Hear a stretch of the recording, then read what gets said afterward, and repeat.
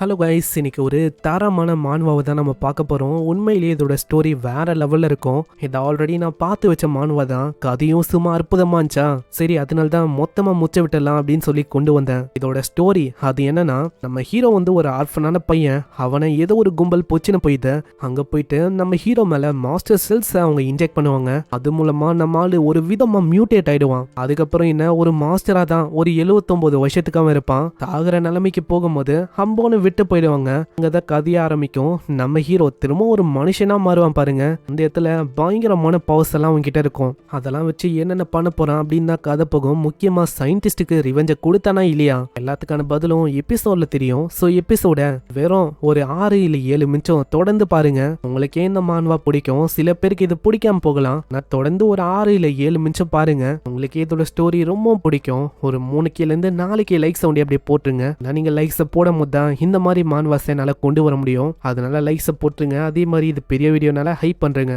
சரி வாங்க, நம்ம டைம் மிஸ் பண்ணாம எப்பிக்குள்ள போகலாம். எப்பிக்கோட ஆரம்பத்திலேயே திடீர்னு ஒரு வித்தியாசமான போர்ட்டல் அப்பியர் ஆகுது. அதுல இருந்து திடீர்னு கொச்சன்னு ஏகப்பட்ட மாஸ்டர்ஸ் வந்து அதுங்களும் ரொம்ப வித்தியாசமா இருக்கு. அதுங்க பூமியை அப்படியே தரமட்டமா அழிக்க ஆரம்பிக்குது. அப்புறம் தான் மக்களுக்கு புரியுது, அங்க ஒரு போர்ட்டல் அப்பியர் ஆச்சுல, அது வந்து ஒரு கேட்டு. அது டீமன் ரிலமுக்கான கேட்டு தான். அது அந்த உலகத்துல நல்ல வேலை இதையும் தடுக்கிறதுக்குன்னு சில பல ஆளுங்க இருந்தாங்க. அவங்க தான் சூசன் ஒன். இந்த மாதிரி ஆளுங்களை ஹண்டர்ஸ் அப்படின்னு சொல்லுவாங்க. இவங்க கிட்ட ஸ்பெஷலான பவர்ஸும் இருக்கும். எபிலிட்டி, மானா, இந்த மாதிரி ஏகப்பட்ட ஸ்கில்ஸ் இருக்கும். இப்படிதான் மாஸ்டர்ஸ் எதிர்த்து மனுஷங்க போராட ஆரம்பிச்சாங்க.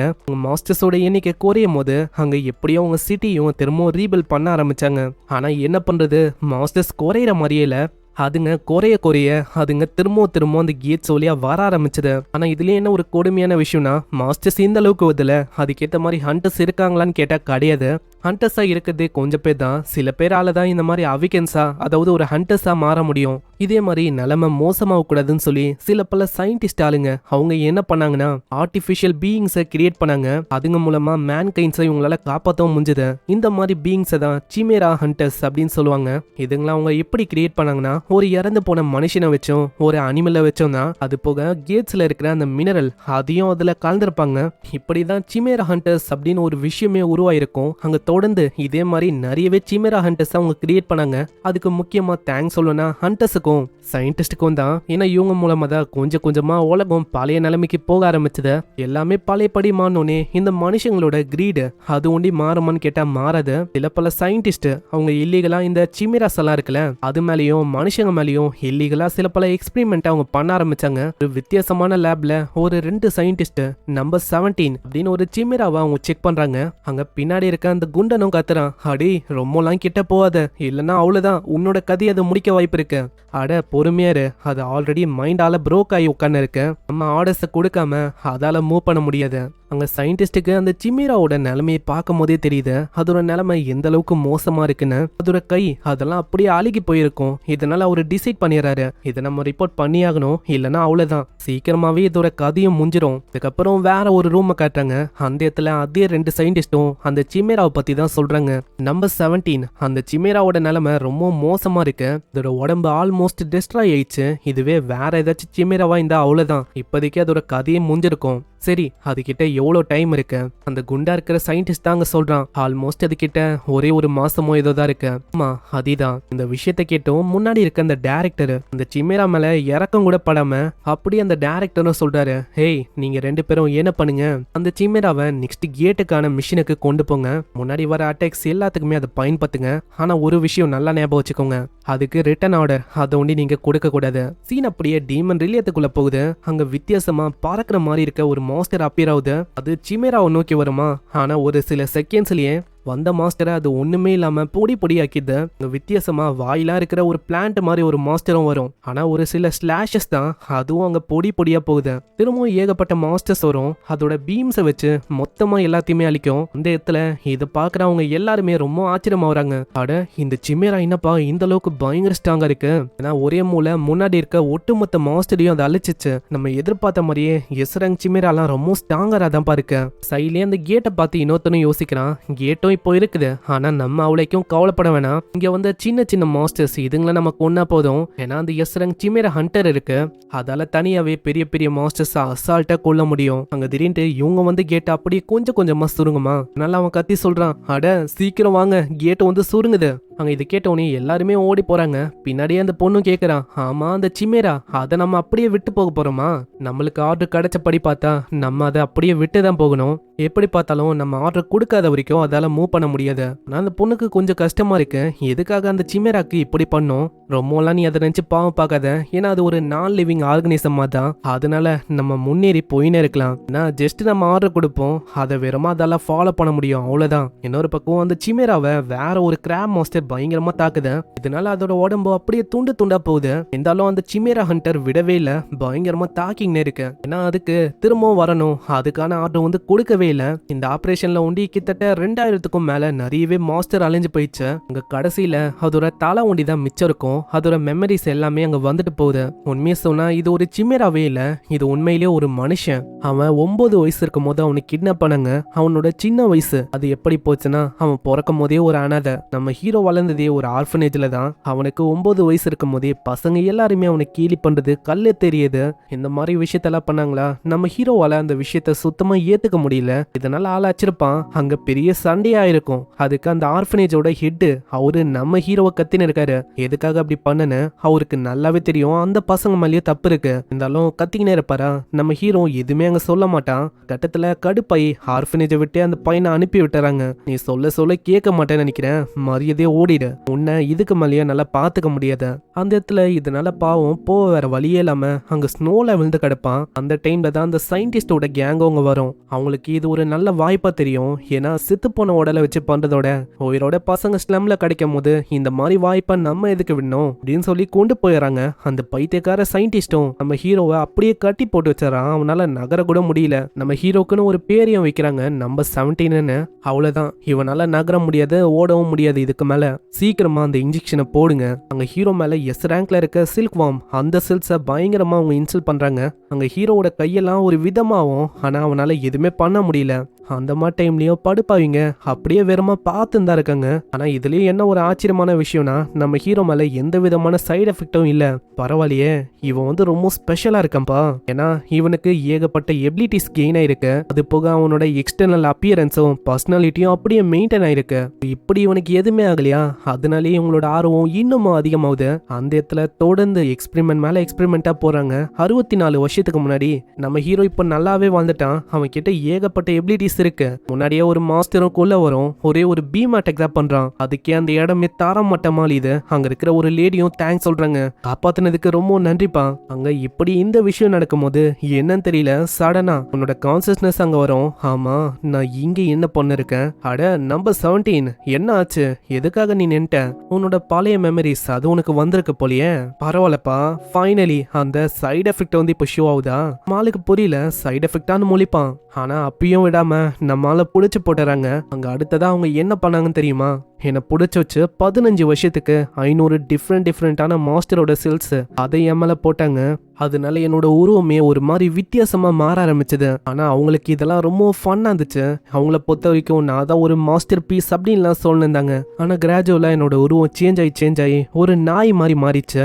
நானும் அவங்க சொல்ற பேச்சு எல்லாத்தையுமே ஒரு நாய் மாதிரி கேட்டேன். சில பேருக்கு என்னோட உருவம் பிடிக்கல, நிறைய பேர் ஸ்கேரியா இருக்கு, டிஸ்கஸ்டிங்கா இருக்கு அப்படின்னு பயந்தாங்க. ஆனா சில பேர் என்ன நாய் மாதிரியோ ட்ரீட் பண்ணாங்க. 3 நாளைக்கு முன்னாடி என்னாச்சு தெரியுமா? நான் ஒரு ஹண்டர்ஸ் கேங் கூட ஒரு இடத்துக்கு போனேன். அந்த இடத்துல என்ன ஒட்டு மொத்தமா அம்போன்னு விட்டு போயிட்டாங்க. கடைசியில என்னோட உடம்பும் ஒண்ணுமே இல்லாம போயிடுச்சு. அங்க கடைசியா மிஞ்சினது ஒரு போன் ஒண்டி தான். என்னோட போனும் திடீர்னு ரீஜெனரேட் ஆக ஆரம்பிச்சது. எனக்குள்ள டோட்டலா 527 மாஸ்டர் செல்ஸ் போட்டாங்க. அங்க என்னோட பாடி அது கொஞ்சம் கொஞ்சமா ரீஜெனரேட் ஆச்சு, எலும்பு வந்துச்சு. அது மேல என்னோட மசில்ஸும் வர ஆரம்பிச்சது. தொடர்ந்து ரீஜெனரேட் ஆகி கடைசியில நான் பழையபடி ஒரு மனுஷனா மாறினேன். ஆமா, இங்க என்ன போயின்னு இருக்கு? நான் திரும்பவும் மனுஷனா மாறிட்டேன். நான் உண்மையிலேயே மனுஷனா மாறிட்டேனா? ஆனா மாஸ்டர்ஸோட செல்ஸ் எல்லாமே ஆக்டிவா தான் இருக்கு. நான் கம்ப்ளீட்டா ஒன்றும் ஹியூமனா இல்ல. இப்போ நம்ம ஹீரோவை அவங்க அம்மோன்னு விட்டு போயிட்டாங்க. இதுக்கு மேல திரும்ப வருவாங்களான்னு கேட்டா டவுட் தான். ஆனா ஏதோ ஒன்று ஈவன் என் கையில நம்பர் 17 அப்படின்னு போட்டிருக்கோம். அந்த விஷயமும் இப்போ இல்ல. அப்பனா இதுக்கு மேலேயும் அந்த லேப நெஞ்செல்லாம் நான் பயந்து ஓட தேவையில்ல. நான் இப்படி உயிரோட இருக்கிறதுக்கு ஒரு காரணம் இருக்கு. ஏன்னா எனக்குள்ள அவங்க ஏகப்பட்ட மாஸ்டர்ஸோட கூரை போட்டாங்க. முக்கியமா ஒரு கூரை அவங்க அழிக்காம விட்டா கண்டிப்பா அந்த மாஸ்டரால 3 வாட்டி கிட்ட சர்வே ஆக முடியும். அதே விஷயம் தான் எனக்கும் இருக்கு. அதே மாதிரி அவங்க இன்னொரு விஷயத்தையும் சொன்னாங்க. ஃபீனிக்ஸோட செல் வந்து ஹியூமன்ஸ் கூட ஃபியூஸ் ஆகாதுன்னு. ஆனா இங்க பார்த்தா அப்படி இல்ல.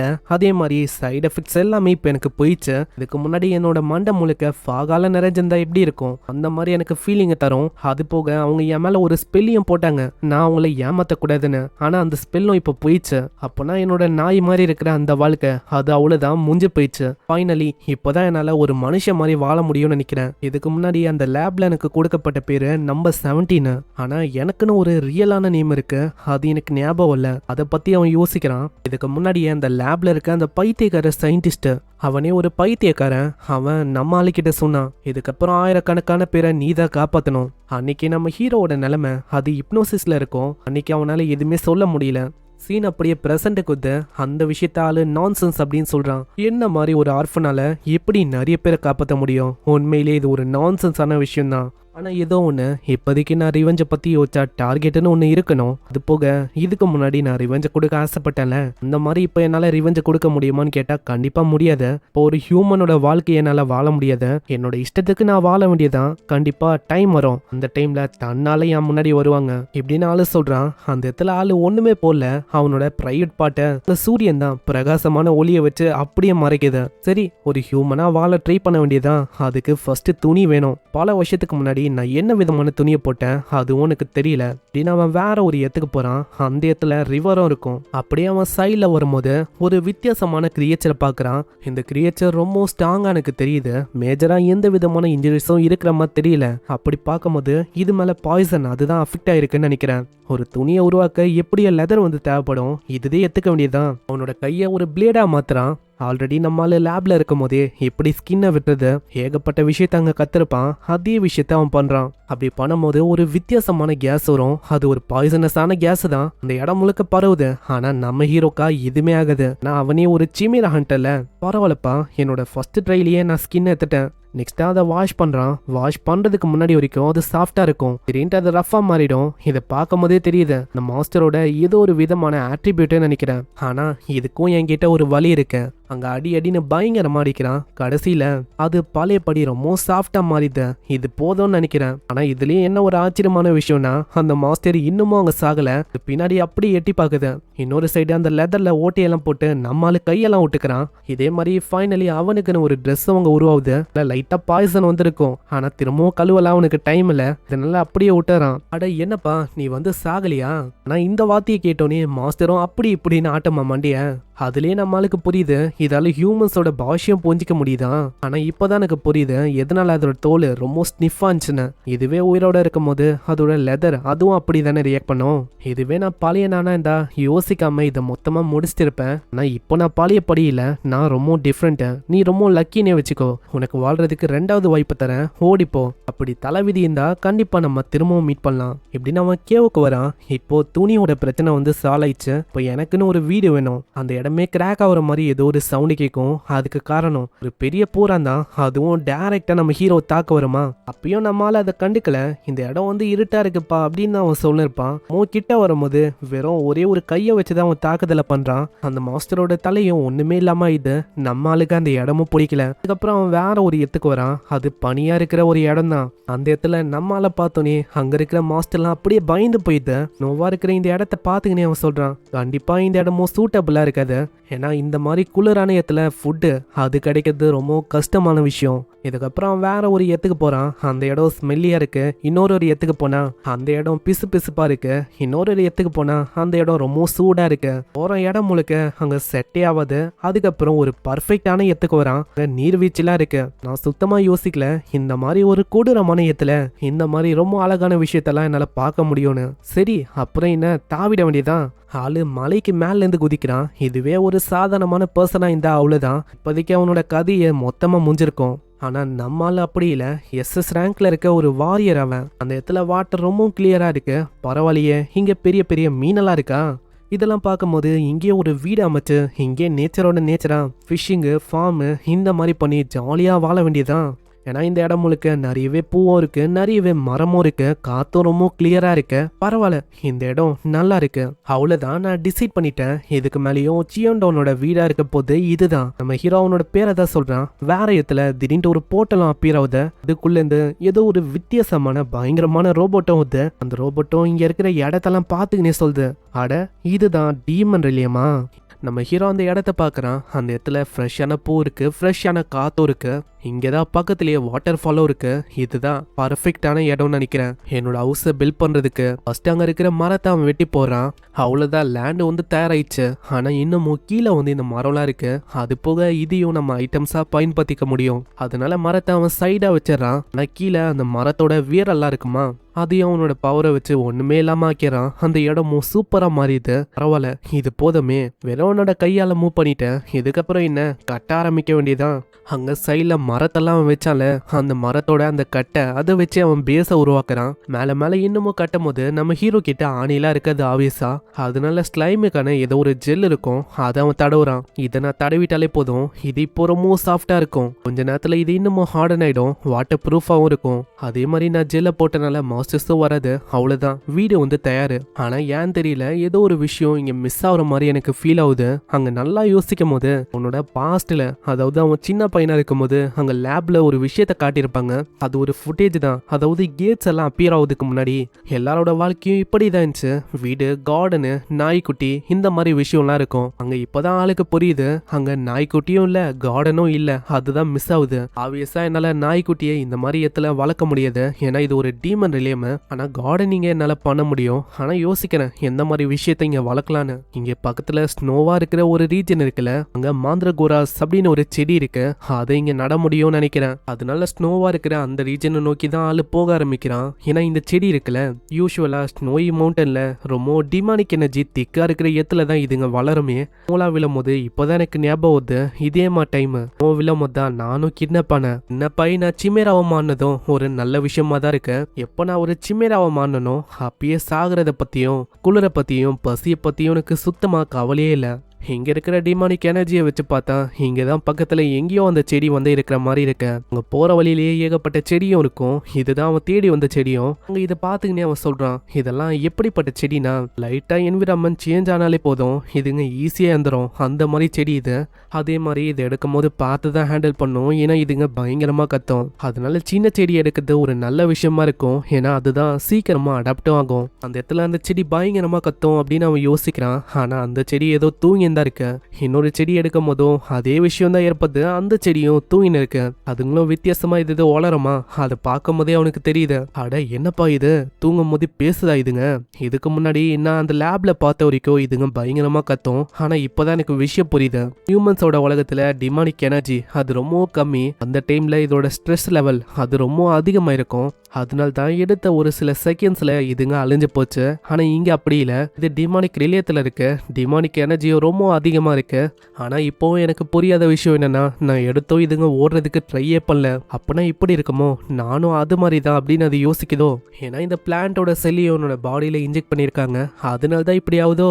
ஆனா ஏதோ ஒண்ணுப்பா, இதுங்க நல்லா வளர்ந்தா போதும், இதுங்களோட ரூட்டை வச்சு என்னால டீயும் போட முடியும். அது போக அதோட ஃப்ரூட்ஸை நம்ம வேண்டாம் வெறுப்பா எடுத்தா அவ்வளவுதான், அது ஒரு பயங்கரமான பாய்சனா மாறும். அதனால எல்லா விஷயத்தையும் நான் அமைதியா பண்ணணும்னு நினைக்கிறேன். ஆனா ஏதோ ஒண்ணுப்பா, பக்கத்துல ஏதோ ஒரு ஹண்டர்ஸ் வந்து இருக்க மாதிரி தெரியுது. ஆனா எனக்கு இன்னும் புரியல, அவங்க எதுக்காக இந்த மாதிரி ஒரு ஸ்னோய் ரீஜனுக்கு வரணும். ஆனா ஏதோ ஒண்ணு, அப்புறமா நாங்க போய் செக் பண்ண வேண்டியதான். இன்னொரு பக்கம் ஒரு 2 ஆளுங்களை காட்டுறாங்க. அவங்களுக்கு ரொம்ப கடுப்பா இருக்கு, அவங்க நம்மள ஒரு இறையா மாத்திட்டு போயிட்டாங்க. உங்களை நம்ம என்ன பண்றது, இப்போ இந்த மாஸ்டர் கிட்ட நம்ம வசமா மாட்டிக்கணும். முன்னாடி ஒரு ரேபிட் மாஸ்டரும் இருக்கு, அதுவும் பயங்கர வேகமா வந்து தாக்குது.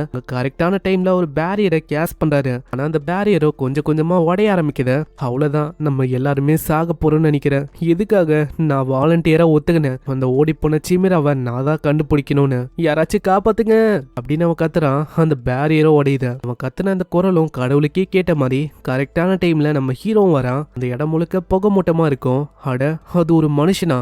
அந்த இடத்துல நம்ம ஹீரோ நந்து வரும்போது அவனோட பயங்கரமான டிமானிக்காரா அப்படியே வரமா. அந்த மாஸ்டர்ஸோ தப்பிச்சா போதுன்னு பயங்கர வேகமா ஓடி போகுது. அங்க இருக்க ஹண்டர்ஸுக்கும் ஒண்ணுமே புரியல.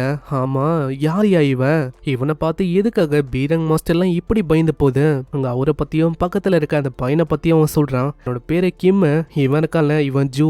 உன்னோட பேர் என்ன? என்னோட பேரு சியோங். ஆனா இந்த மாதிரி ஒரு பேரை நான் இதுக்கு முன்னாடி கேள்விப்பட்டதில்ல. அவனோட காஸ்டியூம் அதுவும் ரொம்ப வித்தியாசமா இருக்கு. அங்க ஹீரோவும் கேக்குறான், ஆமா இந்த பக்கம் நீங்க என்ன பண்ணிருக்கீங்க? அதுவும் தனியா உங்ககிட்ட கிறிஸ்டல் வந்து இருக்கணும்ல, அது மூலமா போர்ட்டல வர வச்சு கேட் வழியா உங்களால போக முடியும்ல திரும்பவும். ஏன்னா யாருமே இந்த கேட்டுக்குள்ள வெறும் கையோட வரலாம் வாய்ப்பில்ல. நாங்க ஒன்னும் வெறும் கையோட வரல. என்ன ஆச்சுன்னா நாங்க டீமா தான் வந்தோம். ஆனா எங்க கூட வந்த அந்த பீரங் ஆளுங்க இந்த மாஸ்டர்ஸை பார்த்தோன்னே எங்களை இறைய பயன்படுத்தி எல்லாத்தையுமே தூக்கின்னு போயிட்டாங்க. இப்போ எல்லா பொருளும் கிறிஸ்டலும் அவங்க கிட்டதான் இருக்கு. ஆனா நீங்க எதுக்காக இங்க வரணும்? அது எதுக்காக வந்தோம்னா ஒரு சிமேராவை பிடிக்கணும் அப்படின்னு சொல்லிதான் வந்தோம். சிமேரான்னு கேட்டோன்னே நம்ம ஆளு ரொம்ப ஷாக் ஆகுறான். ஏன்னா அவனே ஒரு சிமேரால. இந்த சிமேரா அது வந்து ஒரு மெக்கானிக்கல் சிமேரா தான். அது இப்பதான் ரீசெண்டா லேபை விட்டு தப்பிச்சு ஓடி வந்திருக்கான். அதை நாங்க புடிச்சு கொடுக்கணுமா, அதை வச்சு நாங்க காசு பார்க்கலாம் அப்படின்னு சொல்லி தான் நாங்க இங்க வந்தோம். அப்போனா அந்த சிமேராவா? அப்போ அதை பத்தி நான் கவலைப்பட வேணாம்னு நினைக்கிறேன். ஆனா எங்களுக்கு என்ன பண்ணும் அது வந்து தெரியல. ஏன்னா உனக்கே தெரியும், ஹியூமனால ரொம்ப நேரத்துக்கு டிமானிக் ரிலேயத்துல இருக்க முடியாது. ஏன்னா ஹியூமனோட பாடி டிமானிக் எனர்ஜியால கண்டாமினேட் ஆக ஆரம்பிக்கும். அது மூலமா ரொம்ப நேரத்துக்கு இருக்க முடியுமான்னு கேட்டா கிடையாது. அதுவும் ஒரு அவிக்னஸோட ரேங்க் மேல தான் டிபெண்ட் ஆகும். போற போக்க பார்த்தா கூடிய சீக்கிரத்துல நாங்களாம் எந்த போயிடுவோம்னு நினைக்கிறேன். எனக்கு ரொம்ப பயமா இருக்கு. எனக்கு என்ன ஆகுமோ? அதனால தயவு செஞ்சு உன்னால என்ன ஹியூமன்ஸோட உலகத்துக்கு சென்ட் பண்ண முடியுமா? ஏன்னா என்னோட ஒய்ஃப் பிரெக்னெண்டா இருக்காங்க. ஆனா நம்ம ஹீரோக்கு ஏதோ ஒரு விஷயம் சென்ஸ் ஆகுமா, அதை நோக்கி ஆளு படு வேகமா அங்க போறான். அங்க அவங்களும் கத்துறாங்க, அட எங்க போறீங்க? இன்னொரு பக்கம் அதே சிமேரா ரோபோட்டை காட்டுறாங்க. அதுவும் ஒரு முனையில வந்து பாக்குது. இந்த இடத்த பார்க்கும் போதே தெரியுது இது ரொம்ப ஆபத்தான இடமா இருக்கு. பின்னாடியே நிறையவே ஆளுங்களும் அப்படியே கத்திக்கினே வராங்க. இதுதான் நல்ல வாய்ப்பு, சீக்கிரமா பிடிங்க. ஆனா இந்த விஷயம் அந்த சிமேராக்கு கேக்குமா? எலிமினேட் பண்ணணும் இப்படின்னு நாங்க ரிப்பீட்டடா சொல்லுது. இதுக்கப்புறம் தான் நம்ம ஹீரோவும் அங்க வரான். ஆனா ஆளுக்கு வரும்போது அங்க தெரியுது, அட என்னப்பா இது, இந்த இடத்துல யாருமே இல்ல. அநேகமா எல்லா ஹண்டர்ஸும் இங்க இருக்கிற பொருள் அப்படியே போட்டு ஓடி போயிட்டாங்கன்னு நினைக்கிறேன். ஆனா ஒரு விஷயம், ஒரு குழந்தைக்கான ஃபுட் பிரிண்ட்டும் ஒரு அனிமலுக்கான ஃபுட் பிரிண்ட்டும் இருக்கு. இதெல்லாம் வச்சு பார்த்தா இதுக்கு முன்னாடியே அவங்க ரெண்டு பேரும் சொன்னாங்க. அந்த விஷயம் தான் நினைக்கிறேன். ரீசெண்டா மெக்கானிக்கல் சிமேரா தப்பிச்சு வந்தது. அதால அதோட ரூபத்தையும் மாத்திக்க முடியும். அதோட மெட்டீரியல் அது வந்து ரொம்ப ரேரு. அது ஒரு சின்ன சைல்டு மாதிரி ரியாக்ட் பண்ணும். சில டைம் ஒரு மனுஷனாவும் சில டைம் ஒரு மிகப்பெரிய நாயாவும் அது மாறும். இப்பதான் எனக்கு எல்லா விஷயமும் புரியுது. இங்க இருக்கிற பேகு ரத்தத்தெல்லாம் வச்சு பார்த்தா இந்த 5 பீரங் ஹண்டர்ஸை கொன்னது வேற யாரும் இல்ல, இதே சிமேரா தான் நினைக்கிறேன். இந்த சைடு ஜூவோட நிலைமை இன்னமும் மோசமாகும். அடி ஜூ, என்ன ஆச்சு? உனக்கு எதுவும் இல்லை, எழுந்து கூட சீக்கிரமா நம்ம போயிடலாம். என்ன சொல்ல இருக்க? அவ்வளவுதான், என்னோட கதை முடிஞ்சிச்சுன்னு நினைக்கிறேன். என்னோட ஒட்டுமொத்த பாடியும் இப்போ கண்டாமினேட் ஆயிருக்க. இன்னமும் சில பல செகண்ட்ஸ்ல நான் சாக போறேன்னு நினைக்கிறேன். அடி பைத்தியம் மாதிரி பேசாத. அடுத்த மாசம் உனக்குன்னு ஒரு குழந்தை பிறக்க போகுது. இப்பயா நீ அப்படியெல்லாம் சொல்லணும்? அடி நீ உயிரோட போனா என்னோட ஒய்ஃபுக்கு நான் சாரி சொன்னேன் அப்படின்னு சொல்லு. அடே நீ என்ன பைத்தியமா? கண்டிப்பா உனக்கு எதுவும் ஆகாது, நம்பு. கண்டிப்பா ஏதாச்சும் ஒரு மிராக்கல் நடக்கும். அங்க இப்படி ஒரு சொல்ல அங்க அதிகத்துல நம்ம ஹீரோவும் சீனா வரான். அட அவர்கிட்ட இருக்குது எல்லாமே நம்மளோட லக்கேஜ் தானே. அட மிஸ்டர் சியாங், தயவு செஞ்சு எங்களை காப்பாத்துங்க. ஆனா நம்ம ஹீரோ யோசிக்கிறான், அவன் கிட்டதான் எந்த விதமான கேட்டுக்கான ஸ்டோன் வந்து இல்லல. ஆனா அவங்க சொல்றாங்க, எங்களுக்கு புரியுது, அதாவது இந்த டீமன் ரிலேயத்துல யாருக்கிட்ட எந்த பொருள் இருக்கோ அது அவங்களுக்கு சொந்தம். அதனால தயவு செஞ்சு கேக்குறேன், ப்ளீஸ் எங்களை காப்பாத்துங்க. நீங்க காப்பாத்தணும்னு சொல்லி எங்க கிட்ட இருக்கிற 10 மில்லியனுக்கான 2 செக் தரேன். ப்ளீஸ் தயவு செஞ்சு அந்த கேட்டுக்கான ஸ்டோனை ஒண்டி எங்களுக்கு கொடுங்க. அப்படி ஒண்ணு நீங்க பண்ணலனா அவ்வளவுதான், எங்க 2 பேரோட கதையும் முடிஞ்சிரும். என்னது 20 மில்லியன் வானா?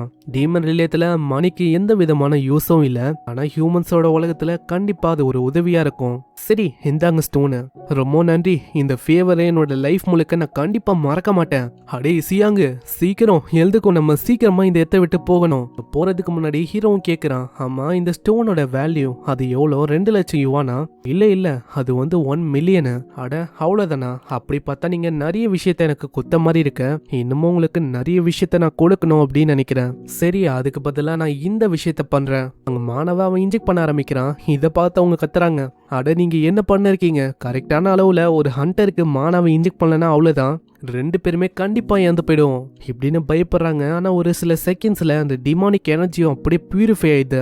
இது எப்படி நீங்க பண்ணீங்க அது எனக்கு தெரியல, ஆனா ரொம்ப நன்றி. அங்க இருக்கிற அந்த பர்சனால இப்போ நம்ப முடியல. ஏன்னா மானாவை வச்சு மொத்தமா டிமானிக் எனர்ஜியை கிளியர் பண்ற விஷயம் அது ரொம்ப கஷ்டம். அதை பண்றதுக்கு அதிக அளவுல மானா தேவைப்படும். அப்படி பார்த்தா இவர் உண்மையிலேயே யாரு இப்படின்னு அவங்க ரொம்ப ஆச்சரியமாகறாங்க. இதுக்கப்புறம் அவனோட வீட்டுக்கு வரான். பரவாயில்ல, இந்த இடத்துக்கு எந்த விதமான இன்க்ளூடரும் வரல. அந்த செடியும் அவங்க எழுதுக்குது, அங்க அதோட எக்ஸ்பிரஷனே சரியா இருக்கதா, அதனால அவன் புதைக்கிறான். ஆனா அப்பயும் ஒரு மாதிரி அது சோகமா தான் இருக்கு. எனக்கு தெரிஞ்சு உங்களோட இடத்துல இருந்து உங்களை கொண்டு வந்தனால இப்படி உங்களுக்கு ஃபீல் ஆகுதோ, இல்ல இந்த இடத்துக்கு நீங்க சரியா அட்ஜஸ்ட் ஆகலையா. அந்த இடத்துல அவனோட மானாவை அவன் கொடுக்கறான். அங்க இதனால அதுங்களுக்கு அவ்வளவு சந்தோஷமா இருக்கு. இன்னொரு சைடு அந்த மெக்கானிக்கல் சிம்மராவும் அப்படியே அவனை பார்த்துக்கின்னு இருக்கு. அங்க இதை பார்க்கும் போதே அவனுக்கு தெரியுது, அட அவங்க ரெண்டு பேரும் சொன்ன அதே சிம்மரா தானே இது, அது எதுக்காக இங்க வந்திருக்கு, அதுக்கு என்ன வேலை இங்க, அது வரும்போது பார்த்துக்கலாம். இதுக்கப்புறம் அவன் கிடைச்ச பொருள் எல்லாம் பார்க்கறான். அங்க ஏகப்பட்ட பொருள் அவனுக்கு கிடைச்சிருக்கு. கேஸ் ஸ்டவ், ஏகப்பட்ட பொருள், 8 கேஸ் ஸ்டோனு, அது போக துணியும் இருக்கு. என்ன அழுக்கா இருக்கு, அதை கொஞ்சம் துவைக்கிற மாதிரி இருக்கும். அங்க 2 ஸ்லீப்பிங் பேக்கும் இருக்கு. பரவாயில்ல, இவங்க வெல் ப்ரிப்பேர்டா வந்திருக்காங்க. எனக்கு லாபமா போச்சு. ஆனா இவங்க மூலமா என்கிட்ட இப்போ எவ்வளவு பொருள் இருக்கு, அது போக பணமும் இருக்கு. அதை அப்புறமா பயன்படுத்த வேண்டியதான். அந்த இடத்துல அவன் ரேமினை பார்க்கறான். அட இது ரேமன் தானே, கடைசியா நான் ஒரு சின்ன பையனா ஆர்ஃபனேஜில் இருக்கும்போது அந்த டைம்ல நான் சாப்பிட்டது. சரி, எனக்கு ரொம்பவும் பசியா இருக்கு, ரேமனையே ட்ரை பண்ண வேண்டியதா. இதோட ரெசிபி படி பார்த்தா 500 ml வாட்டர். ஆனா எனக்கு இன்னமும் தெரியல அது எப்படி நான் கணக்கு போறது.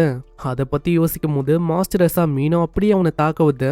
அட மீனா, நான் யோசிக்கிறேன் ரேமன்ல மீனெல்லாம் ஆட் பண்ணலாமா, ஏன்னா நான் பார்த்த வரைக்கும் எதேதோ அவங்க ஆட் பண்ணுவாங்க. சரி, ஆட் பண்ற வேண்டியதான். இதே மாதிரி அந்த மீனை அவன் பிடிக்கிறான். அதுல முட்டையை ஆட் பண்ணுன்னு சொல்லி முட்டையை அவன் தேட ஆரம்பிக்கிறான். ஒரு வித்தியாசமான முட்டையும் அவனுக்கு கிடைக்குது. இன்னமும் வெங்காயம், ஏகப்பட்ட விஷயம் தேவைப்படும். ஆனா இந்த உலகத்துல அந்த மாதிரி விஷயம்லாம் இருக்காதுல, அதுக்கு சிம்லரா என்ன இருக்கோ அதெல்லாம் ஆளு சேர்த்துக்கிறான். ஆனா இன்ஸ்ட்ரக்ஷன்ல மீனை எப்போ ஆட் பண்ணும் அந்த விஷயத்த போடவே இல்லப்பா, நான் என்ன பண்றது இப்படின்னு அவன் சமைக்கிறான். அந்த ரோபோட்டுக்கும் அப்படியே அங்க பசியா இருக்கு. அவன் என்ன சமைக்கிறானா, எனக்கும் ரொம்ப பசியா இருக்கு. இன்னொரு பக்கம் சமையலும் ஆரம்பிக்குது. கொஞ்ச நேரம் போகுது. அந்த இடத்துல அதோட ஸ்மெல்லே ரொம்ப கொடூரமா இருக்கும். அந்த செடிகளுக்கெல்லாம் சுத்தமா பிடிக்கல. இந்த சைடு அந்த ரோபோட்டுக்கும் அந்த ஸ்மெல்லு வருது. அதுவும் அட்ராக்ட் ஆகி அப்படியே வருது. எனக்கும் அந்த விஷயம் வேணும், நானும் அதை சாப்பிடணும். என்கிட்ட ஒரு ஐடியா இருக்கு. அந்த இடத்துல அதையே ஒரு டாகி அதை மாத்திக்குது.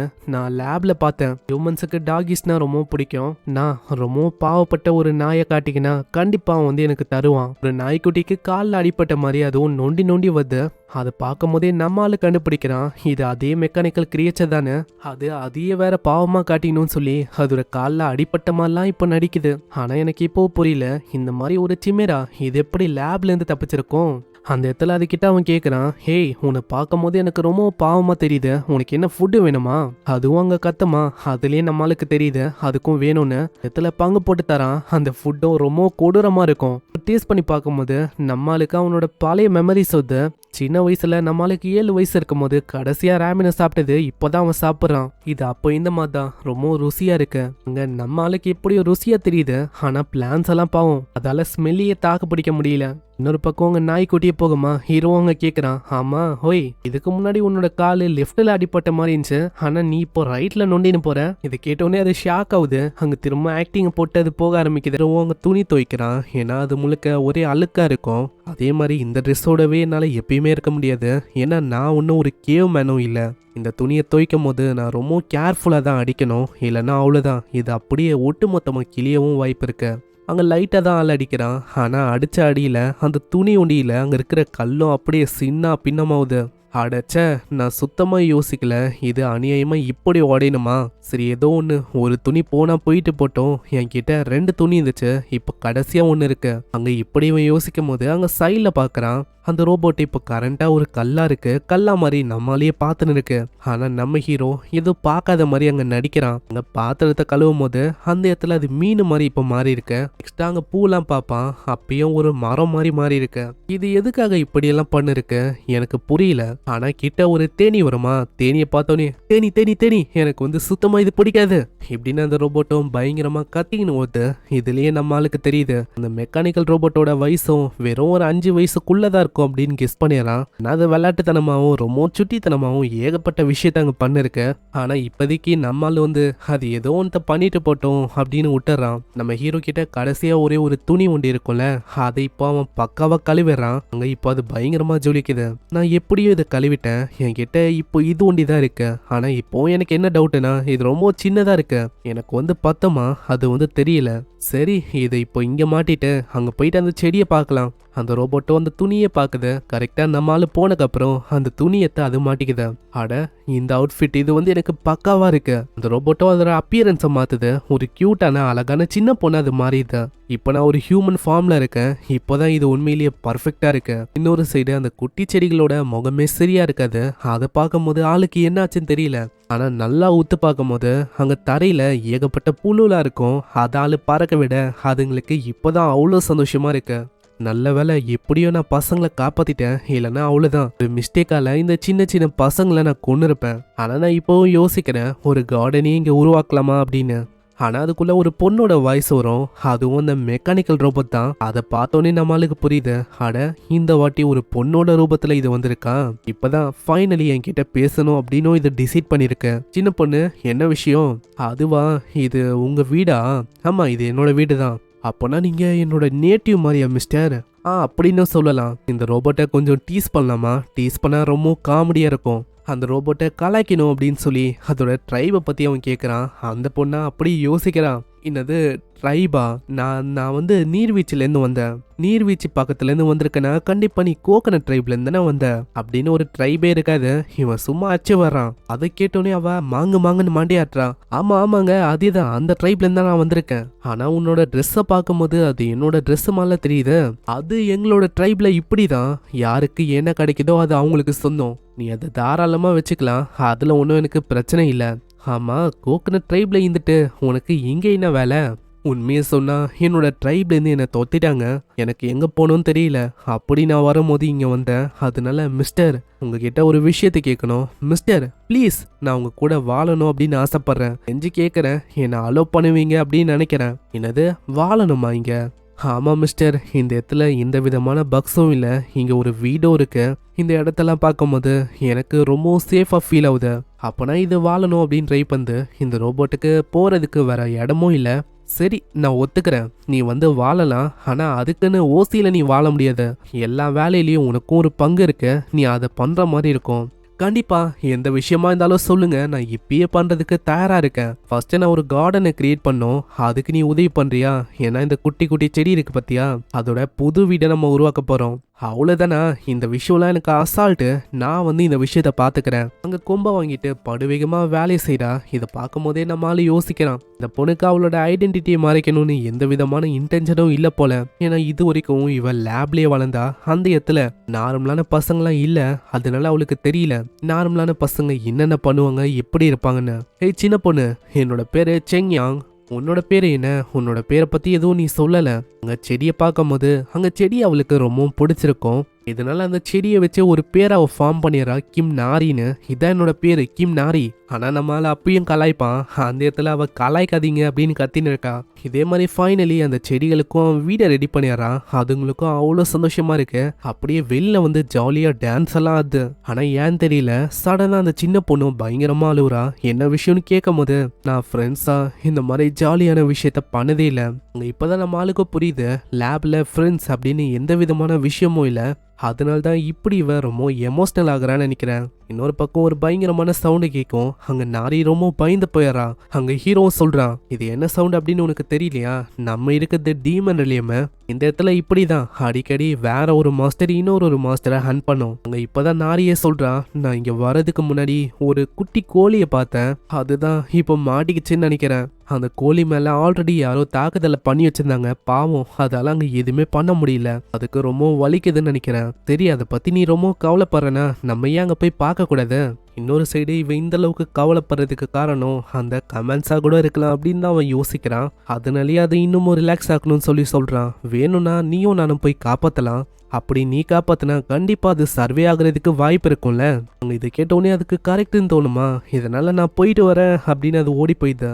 இன்னொரு பக்கம் ஏகப்பட்ட மாஸ்டரும் அந்த குட்டியுண்டு இருக்க அந்த மாஸ்டர் தாக்க வரும். அதுக்குள்ள நாரி ஒரே ஒரு அடிதான் அடிக்கிறா. அதுக்கே அது சின்ன பின்னமாவுது. நான் இதை எப்படியாச்சும் காப்பாத்துவேன், எனக்கான விஷயம் அதுக்கு ஆகாது. நம்ம நாரிக்கு இதுக்கு முன்னாடி என்ன ஆயிருக்கும்னா, நம்ம நாரி அந்த லேப்ல ரொம்ப எக்ஸலண்டா பர்ஃபார்ம் பண்ணுவா. அதனாலேயே மற்ற சிம்மிராசுக்கெல்லாம் அங்கே வாய்ப்பே கிடைக்காது. அதனால மற்ற சிம்மிராசுக்கு நம்ம நாரினா சுத்தமா பிடிக்காது. அங்க அடிக்கிறது பொலி பண்றது இந்த மாதிரி விஷயத்த தான் அங்க பண்ணுவாங்களே. எனக்கு அந்த மாதிரி இந்த சின்ன கோழிக்கு நான் நடக்க விட மாட்டேன். ஒரே பஞ்சில் ஒரு மாஸ்டரை ஒட்டு மொத்தமா அழிக்கிறான். அங்க அடிக்கும் போதே அவ சொல்றான், ஒருத்தனை இத்தனை பேர் டார்ச்சர் பண்றதை என்னால ஏத்துக்க முடியாது. அங்க இதே மாதிரி அந்த மாஸ்டரோட கதையும் அங்க முடியுது. இன்னொரு பக்கம் அங்க நாரியும் வரா. நான் வந்துட்டேன் மிஸ்டர், இந்த கோழிக்கு என்ன ஆச்சுன்னு தெரியல பாருங்க, இது அப்பத்துல இருந்து இப்படிதான் ஒரு மாதிரி மயங்கியே இருக்கு. மிஸ்டர், இதுக்கு ஏதாச்சும் ஆயிடுச்சா என்ன? அட, இந்த கோழியை இங்கேயோ பார்த்த மாதிரியே இருக்கே, இது அதுதானோ?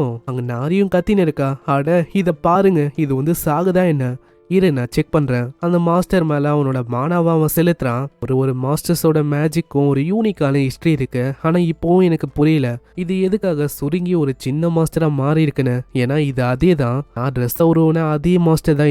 இது ஒரு இம்மார்டல் டைப்பான மாஸ்டர் தான். எனக்கு தெரிஞ்சு சுருங்கினதுக்கு காரணமோ அதுதான் இருக்கும். எனக்கு தெரிஞ்ச இதோட ரீஜெனரேஷன் அது கம்ப்ளீட்டா டிஃப்ரெண்டா இருக்குன்னு நினைக்கிறேன். மிஸ்டர், நீங்க என்ன யோசிக்கிறீங்க, இது சாகுதா என்ன? அப்படியெல்லாம் ஒன்றும் இல்லை, எனக்கு தெரிஞ்சு அதுக்கு ஏதாச்சும் குறை இருக்கணும் அப்படின்னு யோசிக்கிறேன். குறையா?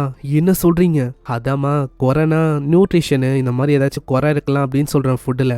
ஆனா நீ எதுக்கும் கவலைப்பட வேணாம், என்னோட ஓன் மானவை நான் கொடுத்துருக்கேன். அது மூலமா சீக்கிரமா இது ரெக்கவர் ஆயிடும். நம்ம நாரிக்கு என்னன்னா, அவளோட பாஸ்ட்ல ஒரு குட்டி உண்டு ஒரு பொம்மையா வச்சிருப்பா. இதை பார்க்கும் போது அதை பார்க்குற மாதிரியே தான் இருக்கும். அதனாலேயே அவ சொல்றா, மிஸ்டர், இதை வந்து நம்ம சாக விடக்கூடாது. ஏன்னா இது எனக்கு ரொம்பவும் பிடிச்சிருக்கு.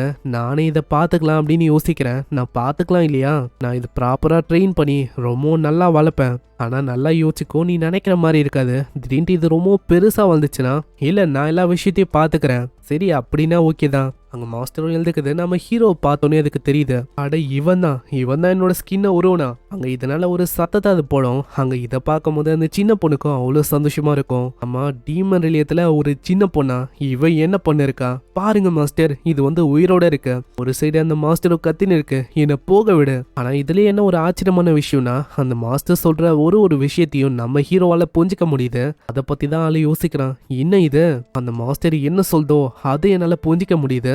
அப்போனா என்னால டெலிபதியை பயன்படுத்த முடியுமா? இந்த இடத்துல அந்த சின்ன பொண்ணும் அந்த மாஸ்டரை அப்படியே விடாம பயங்கரமா கட்டியெல்லாம் போட்டு வைக்கிறா.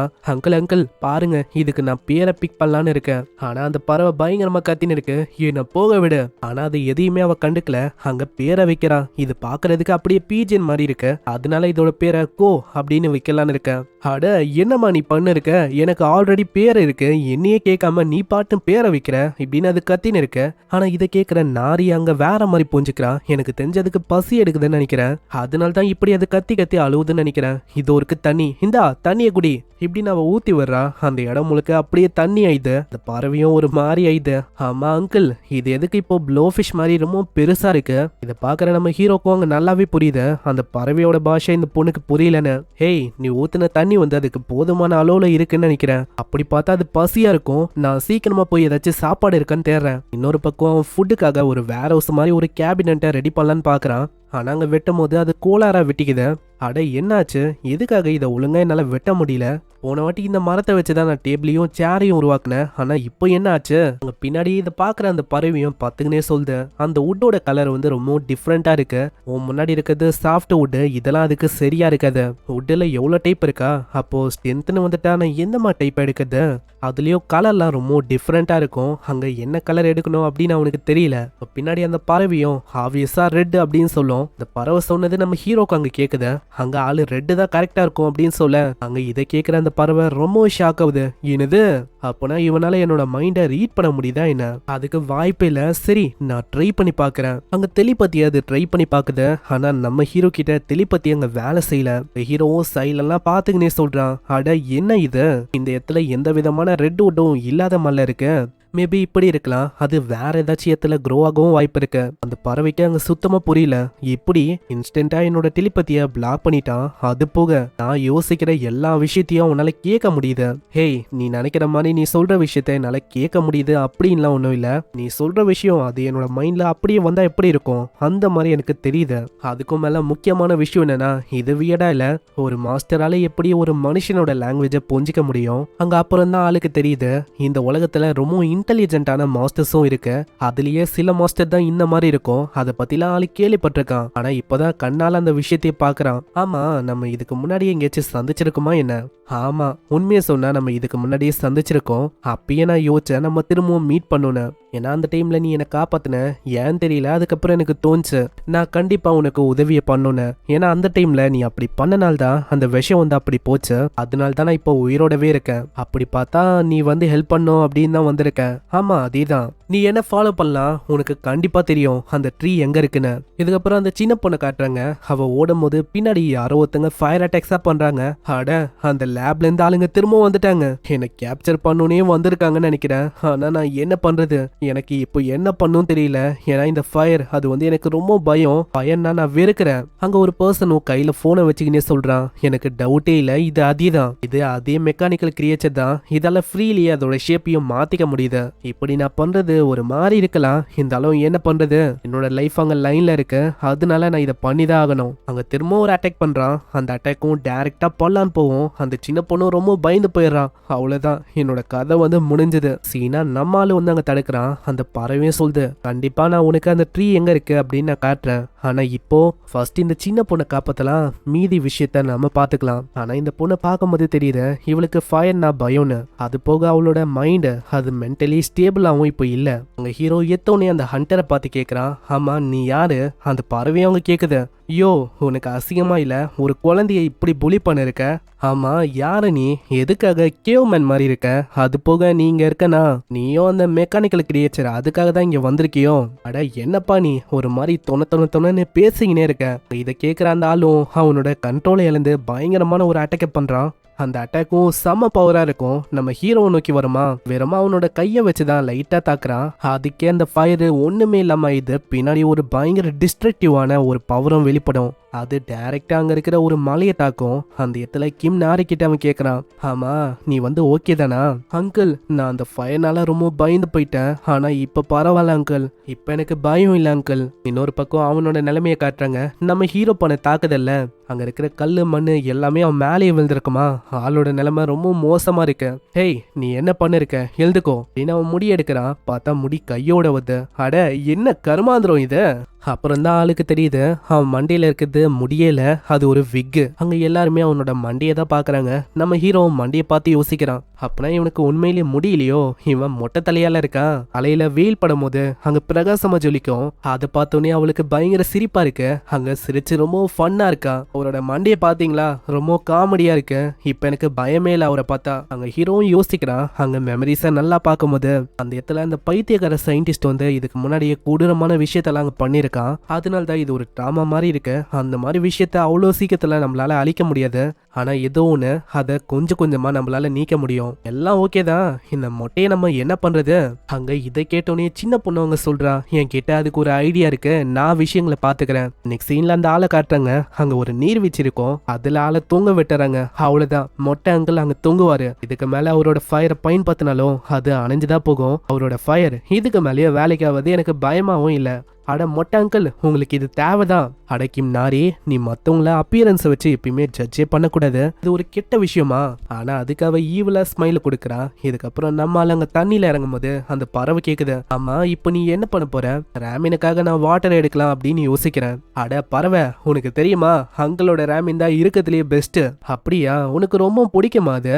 அந்த ரோபோட்டை கலாய்க்கணும்னு சொல்லி அந்த பொண்ணு கிட்ட அவன் கேட்கறான். ஆமா, அந்த கோகனட் ட்ரைப்ல இருக்க ஆளுங்க அவங்க எப்பயுமே இந்த மாதிரி தான் ஃபிஷ் ராமின் இந்த மாதிரி விஷயத்த சாப்பிடுவாங்களா என்ன? அங்க என்ன சொல்லணும் அப்படின்லாம் அவளுக்கு தெரியல.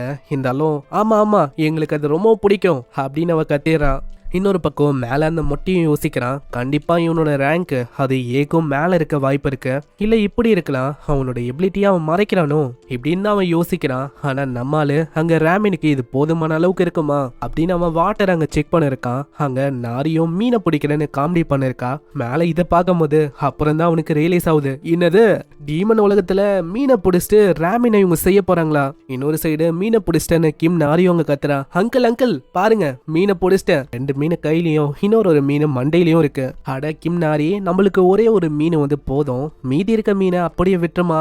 அந்த இடத்துல ஒரு மீனை அவன் கொடுக்கறான். அங்க மேல இதெல்லாம் பாத்துக்கினே அவன் யோசிக்கிறான், அட அவன் என்ன பண்ண இருக்கான் அது அவனுக்கு தெரியுமா, ஏன்னா அந்த வாட்டரை வச்சும் மீனை வச்சும் ராமினை செய்ய போறானா. அங்க முக்கியமா வாட்டரோட அளவு ரொம்ப அதிகமா இருக்கு, அவனுக்கு ராமின் எப்படி செய்யணும் அது தெரியுமா தெரியாதா இப்படின்னு அவன் மேல தூங்கிக்கினே யோசிக்கிறான். ஆனா கிம் நாரி அங்க கத்திக்கினே வரா, எனக்கு ரொம்ப எக்ஸைட்டடா இருக்கு, எப்பதான் ராமின் கிடைக்கும் அப்படின்னு நான் வெயிட் பண்ண இருக்கேன். அதுக்குள்ள யாரோ ஒருத்தங்க கத்துற மாதிரி ஒரு சவுண்டு கேட்கும். அது வேற யாரும் இல்ல, நம்ம மொட்டை தான். நீங்க வந்து என்னை இறக்கி விடுங்க, நான் வந்து செய்யறேன் அந்த ராமினை, உங்களுக்காக நான் பர்ஃபெக்டா செய்யறேன். இதுக்கப்புறம் அவன் ராமினை செய்ய ஆரம்பிக்கிறான். ராமினை செய்யறது ஒரு சாதாரணமான விஷயம் தான். ஆனா இதுல என்ன சிக்கலான விஷயம்னா, அங்க சைட்ல பாருங்க அவனோட வாழ்க்கை இப்போ வாழ்வா சாவான்னு இருக்கு. அந்த அளவுக்கு கொடூரமா அவங்க 2 பேரும் பாக்குறாங்க. அப்படி ஒண்டி ஆளு சரியா செய்யலன்னா அவ்வளவுதான், அவனை போட்டு தள்ளிடலாம் அப்படின்னு பாக்குற மாதிரி இருக்கும். இதனால அவன் செய்ய ஆரம்பிக்கிறான். வாட்டரோட லெவல பக்காவா வச்சுட்டு அதுல மசாலா எல்லாத்தையுமே போட்டு நல்லா ஊற வைக்கிறான். அங்க செய்யும் போது ஏன் தெரியல அவனோட இதயமும் பயங்கரமா துடிக்கும். கட்டத்துல ராமின் நல்லா ஆயிடுமா, அங்க ஆளு பறக்க வர்றான் ஆள்ல, ஏன்னா அப்பதான் அது இன்னமும் பயங்கரமா இருக்குமா. இப்போ ஒன்று என்கிட்ட கிமிச்சி இருந்தா இன்னமும் நல்லா இருந்திருக்கும். ஆனா இது டீமன் ரெலியம்னால அது என்கிட்ட இல்ல, இருந்தாலும் பரவாயில்ல, என்னோட பெஸ்ட்டை நான் கொடுத்துருக்கேன், அதனால எனக்கு எந்த விதமான ரெக்ரெட்ஸும் இல்ல. ராமின் அவன் கொடுக்குறான். அவங்க ட்ரை பண்ணும்போது அவங்களே வாயடைச்சு போறாங்க. ஏன்னா இந்த மாதிரி ராமின் அவங்க சாப்பிட்டதே இல்ல, அவங்க சொர்க்கத்துக்கு போன மாதிரி அவங்களுக்கு ஃபீல் ஆகுது. அட என்னப்பா இது இன்னும் பயங்கரமா இருக்கு, அட மொட்டை அங்கிள் நீங்க வேற லெவல் பண்ணிட்டீங்க, இது உண்மையிலேயே வேற லெவல்ல இருக்கு. அந்த பறவை மாஸ்டரும் அங்க கத்தின்னு இருக்கு, ஆமா மனுஷங்களாம் இந்த மாதிரி விஷயத்தைய தினமும் சாப்பிடுவாங்க, இது ரொம்ப ருசியா இருக்கு. ஆமா ஈவன் நானே இம்ப்ரெஸ் ஆயிட்டேன், ஏன்னா இந்த மாதிரி விஷயத்த இப்போதான் நான் முதல் முறையா சாப்பிட்றேன். அங்க எல்லாத்தையுமே அவங்க காலி பண்ணிடுறாங்க. அங்க அந்த பர்சனும் வந்து கேக்குறான், ஆமா எப்படி இருந்துச்சு, உங்களுக்கு பிடிச்சிருக்கா. அந்த அளவுக்கு நான் பெருசா செய்யல, கண்டிப்பா உங்களுக்கு பிடிச்சிருக்கும் அப்படின்னு நம்புறேன். ஆமா இது உண்மையிலேயே நல்லா இருந்துச்சு, இதோட பிரைஸ் அதை பத்தி நீ சொல்லு, ஏன்னா இது ரொம்ப நல்லா இருக்கு, கண்டிப்பா இது ஃப்ரீன்னு சொல்ல முடியாது, அதனால என்ன விஷயம் வேணுமோ நீ கேட்கலாம். அப்போ இதுதான் விஷயம்னா தயவு செஞ்சு சொல்லுங்க ப்ளீஸ், நீங்க எப்படி ஸ்ட்ராங்கா இருக்கீங்க, உங்களை மாதிரி நான் ஸ்ட்ராங்கா மாறணும். ஏன்னா நான் இது வரைக்கும் மீட் பண்ணதுலயே நீங்க தான் ரொம்ப ஸ்ட்ராங்கஸ்ட் ஹண்டரா இருக்கீங்க. உங்களோட வீடெல்லாம் வச்சு பார்த்தா நீங்க இங்கதான் வாழ்றீங்கன்னு நினைக்கிறேன் ரொம்ப வருஷத்துக்கு. உங்களுக்கு வேணுமா, நான் உங்களுக்கு நிறையவே சமைச்சு தரேன், நான் இந்த மாதிரி விஷயம்லாம் சூப்பராகவே செய்வேன், இதுக்குன்னு என்கிட்ட சர்டிஃபிகேட்லாம் இருக்கு. ஒரு சின்ன பையனா இருக்கும் போது எங்க அப்பா ஒரு ஃப்ரைடே சிக்கனுக்கான ஷாப் வச்சிருந்தாரு, அது மூலமா எப்படி சமைக்கணும் எல்லாத்தையும் நானும் கத்துக்கினேன். என்னால ஏகப்பட்ட வெரைட்டியான டிஷ் எல்லாம் செய்ய முடியும். நீங்க பல காலமா இங்க தான் இருக்கிறீங்கன்னு நினைக்கிறேன். உங்களுக்கு என்ன தேவையா இருந்தாலும் சொல்லுங்க, நானே போய் உங்களுக்காக கொண்டு வரேன். சிம்பிளா உங்களுக்காக நிறைய விஷயங்களை பண்றதுக்கு நான் தயாரா இருக்கேன், உங்க கீழே நான் ட்ரெயின் ஆகணும் அப்படின்னு ஆசைப்படுறேன். சரி நான் உங்ககிட்ட ஒரே ஒரு கொஸ்டினை ஒண்டி கேட்கிறேன், எதுக்காக கிம் நாரி அந்த சின்ன பொண்ணை நீ ஹண்ட் பண்ண பார்த்த, அது பவுண்டிக்காகயா? அப்படி பார்த்தா அந்த சின்ன பொண்ணை பத்தியா நீ கேட்கிற, அது உண்மையை சொன்னா ஒரு பர்சனலான பெரிய கதை. ஆனா இப்போ ஒன்றும் எனக்கு அது ஒரு மேட்ரே இல்லை, எனக்கு அந்த ரிவார்டும் வேணாம். நான் ஜஸ்ட் இப்போதைக்கு ஹண்டர் எக்ஸாமை பாஸ் பண்ண ஆசைப்படுறேன், வேற எதுவுமே எனக்கு முக்கியமா இப்போ தெரியல. அப்போனா இதுதான் விஷயமா, சீக்கிரம் எழுதுக்கோ. என்னது எதுக்கு, வேற என்னப்பா, ஒரு நல்ல மீலை நீ கொடுத்துருக்க, உனக்காக ஹெல்ப் நாங்க பண்ண மாட்டோமா, வா நம்ம சண்டையிடலாம். ரொம்ப நன்றி, நான் இந்த விஷயத்த மறக்க மாட்டேன். அங்க இதை கேட்கிற அந்த சின்ன பொண்ணு அவங்க கத்தி சொல்றான், அட அங்கிள் நான் ஒன்னும் இப்போ பயப்படல, நான் அதான் சண்டைக்கு வரலான்னு இருக்கேன், ஏன்னா அந்த ஃபயர்ல இருந்து நான் பயத்தை நீக்கிட்டேன். ஆனா சின்ன பொண்ணு நீ மறந்துட்டேன்னு நினைக்கிறேன், உன்னோட அங்கிள் ரொம்ப ஸ்ட்ராங் தான், ஆனா அதுக்குன்னு நான் வீக்குன்னு ஆயிடாத, அதை நீ மறக்காத. என்ன நம்ம ஹீரோவும் அங்க ஒரு கல் இருக்கும், அந்த கல்லை உடைக்கணும் அப்படின்னு சொல்றான். அட நீங்க என்ன சொல்ல இருக்கீங்க, அது எந்த மாதிரி கல்லுனா, அது அவ்வளவு சீக்கிரத்துல உடைக்கவே முடியாது, அது டைமண்டை விடவும் பல மடங்கு ரொம்ப ஹார்டா இருக்கும், இது எப்படி உடைக்க முடியும்? அப்போ உன்னால இதை பண்ண முடியாதா?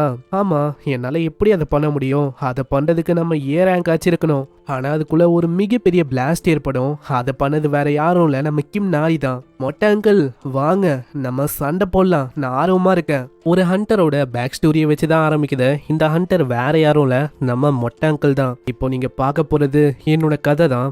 என்னோட கதையில சின்ன வயசுலயே அவிக்கன் பண்ண ஒரு ஆளா என்னோட பேரு நாம்ஜி சியூக். நான் ரொம்ப ஏர்லியா ஒரு 8 வயசுல அவிக்கனான. அந்த டைம்ல என் அளவுக்கு யாருக்குமே திறமை இல்ல, எனக்குள்ள ஏகப்பட்ட திறமை இருந்துச்சு. எல்லா விஷயமும் நல்லா போச்சு. நான் ஒரு திறமையான ஹண்டராகவும் மாறினேன். என்கிட்ட இருக்கிற திறமையை வச்சு நான் படுவேகமா எனக்கான பதவியை நான் அடைஞ்சேன். நான் சீக்கிரமாவே பி ரேங்க் ஹண்டர் ஆகுமான்னேன். எல்லா விஷயமும் ரொம்ப நல்லா போச்சு. எல்லாமே நல்லா போனா கடவுளுக்கு ஒரு விஷயம் பிடிக்காது அப்படின்னு சொல்லுவாங்கல்ல, அந்த மாதிரி தான் என்னோட வாழ்க்கையில எதுவும் மிஸ் ஆகாம இருக்கும் போது திடீர்னு ஒரு விஷயம் நடந்தது. நான் குளிக்கும் போது என்னோட முடியெல்லாம் அப்படியே விழ ஆரம்பிச்சது. ஆமா, இங்க என்னதான் ஆகுது, எதுக்காக என்னோட முடியெல்லாம் விழுது? அங்க கொஞ்சோண்டு முடி விழ ஆரம்பிச்சது. போக போக நிறையவே விழ ஆரம்பிச்சது. 20 வயசுல என்னோட மண்டையில சொட்ட விழ ஆரம்பிச்சது. இதே மாதிரி கொஞ்ச நாள்லயே என்னோட முடி நிறையவே கொட்டி போச்சு. இதுக்காக நான் டாக்டர் கிட்டயும் போனேன். யோ, என் கிட்ட காசு கூட இருக்கியா, தயவு செஞ்சு எனக்கு முடிய வளர வையா, சாரியா என்னை மன்னிச்சிடு. ஆல்ரெடி நம்ம டிரான்ஸ்பிளான்ட் பண்ணோம், இருந்தாலும் அது ஃபெயில் ஆயிடுச்சு. ஸோ எனக்கும் வேற வழி இல்லை, ஸோ மன்னிச்சிடு, என்னால எதுவுமே பண்ண முடியாது. அன்னைக்கு என்னோட கண்ணிலிருந்து அப்படியே கண்ணீரா வந்தது. எனக்கு அன்னைக்கு தான் என் கிட்ட இருக்கிற எல்லா விஷயத்தையும் பறிச்ச மாதிரி எனக்கு ஃபீல் ஆச்சு. எந்த அளவுக்கு படுவேகமா நான் க்ரோ ஆன, என்னோட டேலண்ட், என்னோட லுக்ஸ் எல்லாமே அருமையா இருந்துச்சு. ஆனா எல்லா விஷயமும் ஒரு சில செகண்ட்ஸ்ல அப்படியே தலைகீழ மாறிச்சு. என்னோட லுக்ஸ் இல்லாம என்னால அங்க எதுவுமே பண்ண முடியல. அதுக்கப்புறம் என்ன ஒரு ஊதாரியா வெட்டியான அப்படியே பத்துனேன். அன்னைக்கு தான் நான் டிவில ஒரு விஷயத்த பார்த்தேன். அதுலயும் ஏதோ ஒரு ப்ரோக்ராம் ஓடி நின்ச்சு. அதுல ஒரு வயசான ஆளு, அவருக்கு 90 வயசு, அவர் ஒரு இன்வென்ஷனை பத்தி பேசினாரு. முக்கியமா ஒரு மெக்கானிக்கல் கிரியேட்டர் இருக்கான், அது மூலமா ஒரு லிக்விட் டைப்ல இருக்க ஒரு மெட்டலை நாங்க இன்வென்ட் பண்ணோம். அது என்னோட தலையில போட்டோன்னே பாருங்க எப்படி நேச்சுரலா எவ்வளவு முடி என் மண்டையில இருக்குன்னு. ஏன்னா அந்த லிக்விடை வச்சு எல்லாத்துக்கு ஏத்த மாதிரியும் அடாப்ட் பண்ணிக்க முடியும். ஈவன் இப்போ நான் 90ஸ்ல இருக்கேன், அப்படி இருக்கும் போதும் பாருங்க என் மண்டையில எவ்வளவு முடி இருக்குன்னு. அப்போனா இது உண்மையா? என் மண்டையில இருக்க முடிய திரும்ப வர வைக்க முடியும்? இப்படி ஒரு வழி இருக்குன்னு தெரிய வந்தோடனே ஆளுக்கு இப்போதான் ரொம்ப நிம்மதியா இருக்கு. ஆனா அப்புறம் தான் நியூஸ்ல ஒரு விஷயம் வந்து கரண்டா அந்த மெக்கானிக்கல் கிரியேச்சர் டீமன் ரிலேயத்துக்குள்ள போயிடுச்சான். அதுக்காக ஆளு டிசைட் பண்ணா அது எங்க போனாலும் விடக்கூடாது, கண்டிப்பா அதை அடையணும். அதுக்கப்புறம் என்ன மண்டையில முடிய வச்சுட்டு பழையபடி மாசா இருக்கலாம் அப்படின்னு யோசிச்சான். ஆனா சீன் அப்படியே பிரசன்ட்டுக்கு வந்து இந்த இடத்துல எதுவுமே பண்ண முடியல. ஆட நான் யோசிச்சதை விட இந்த சின்ன பொண்ணு ரொம்ப ஸ்ட்ராங்கா இருக்கா.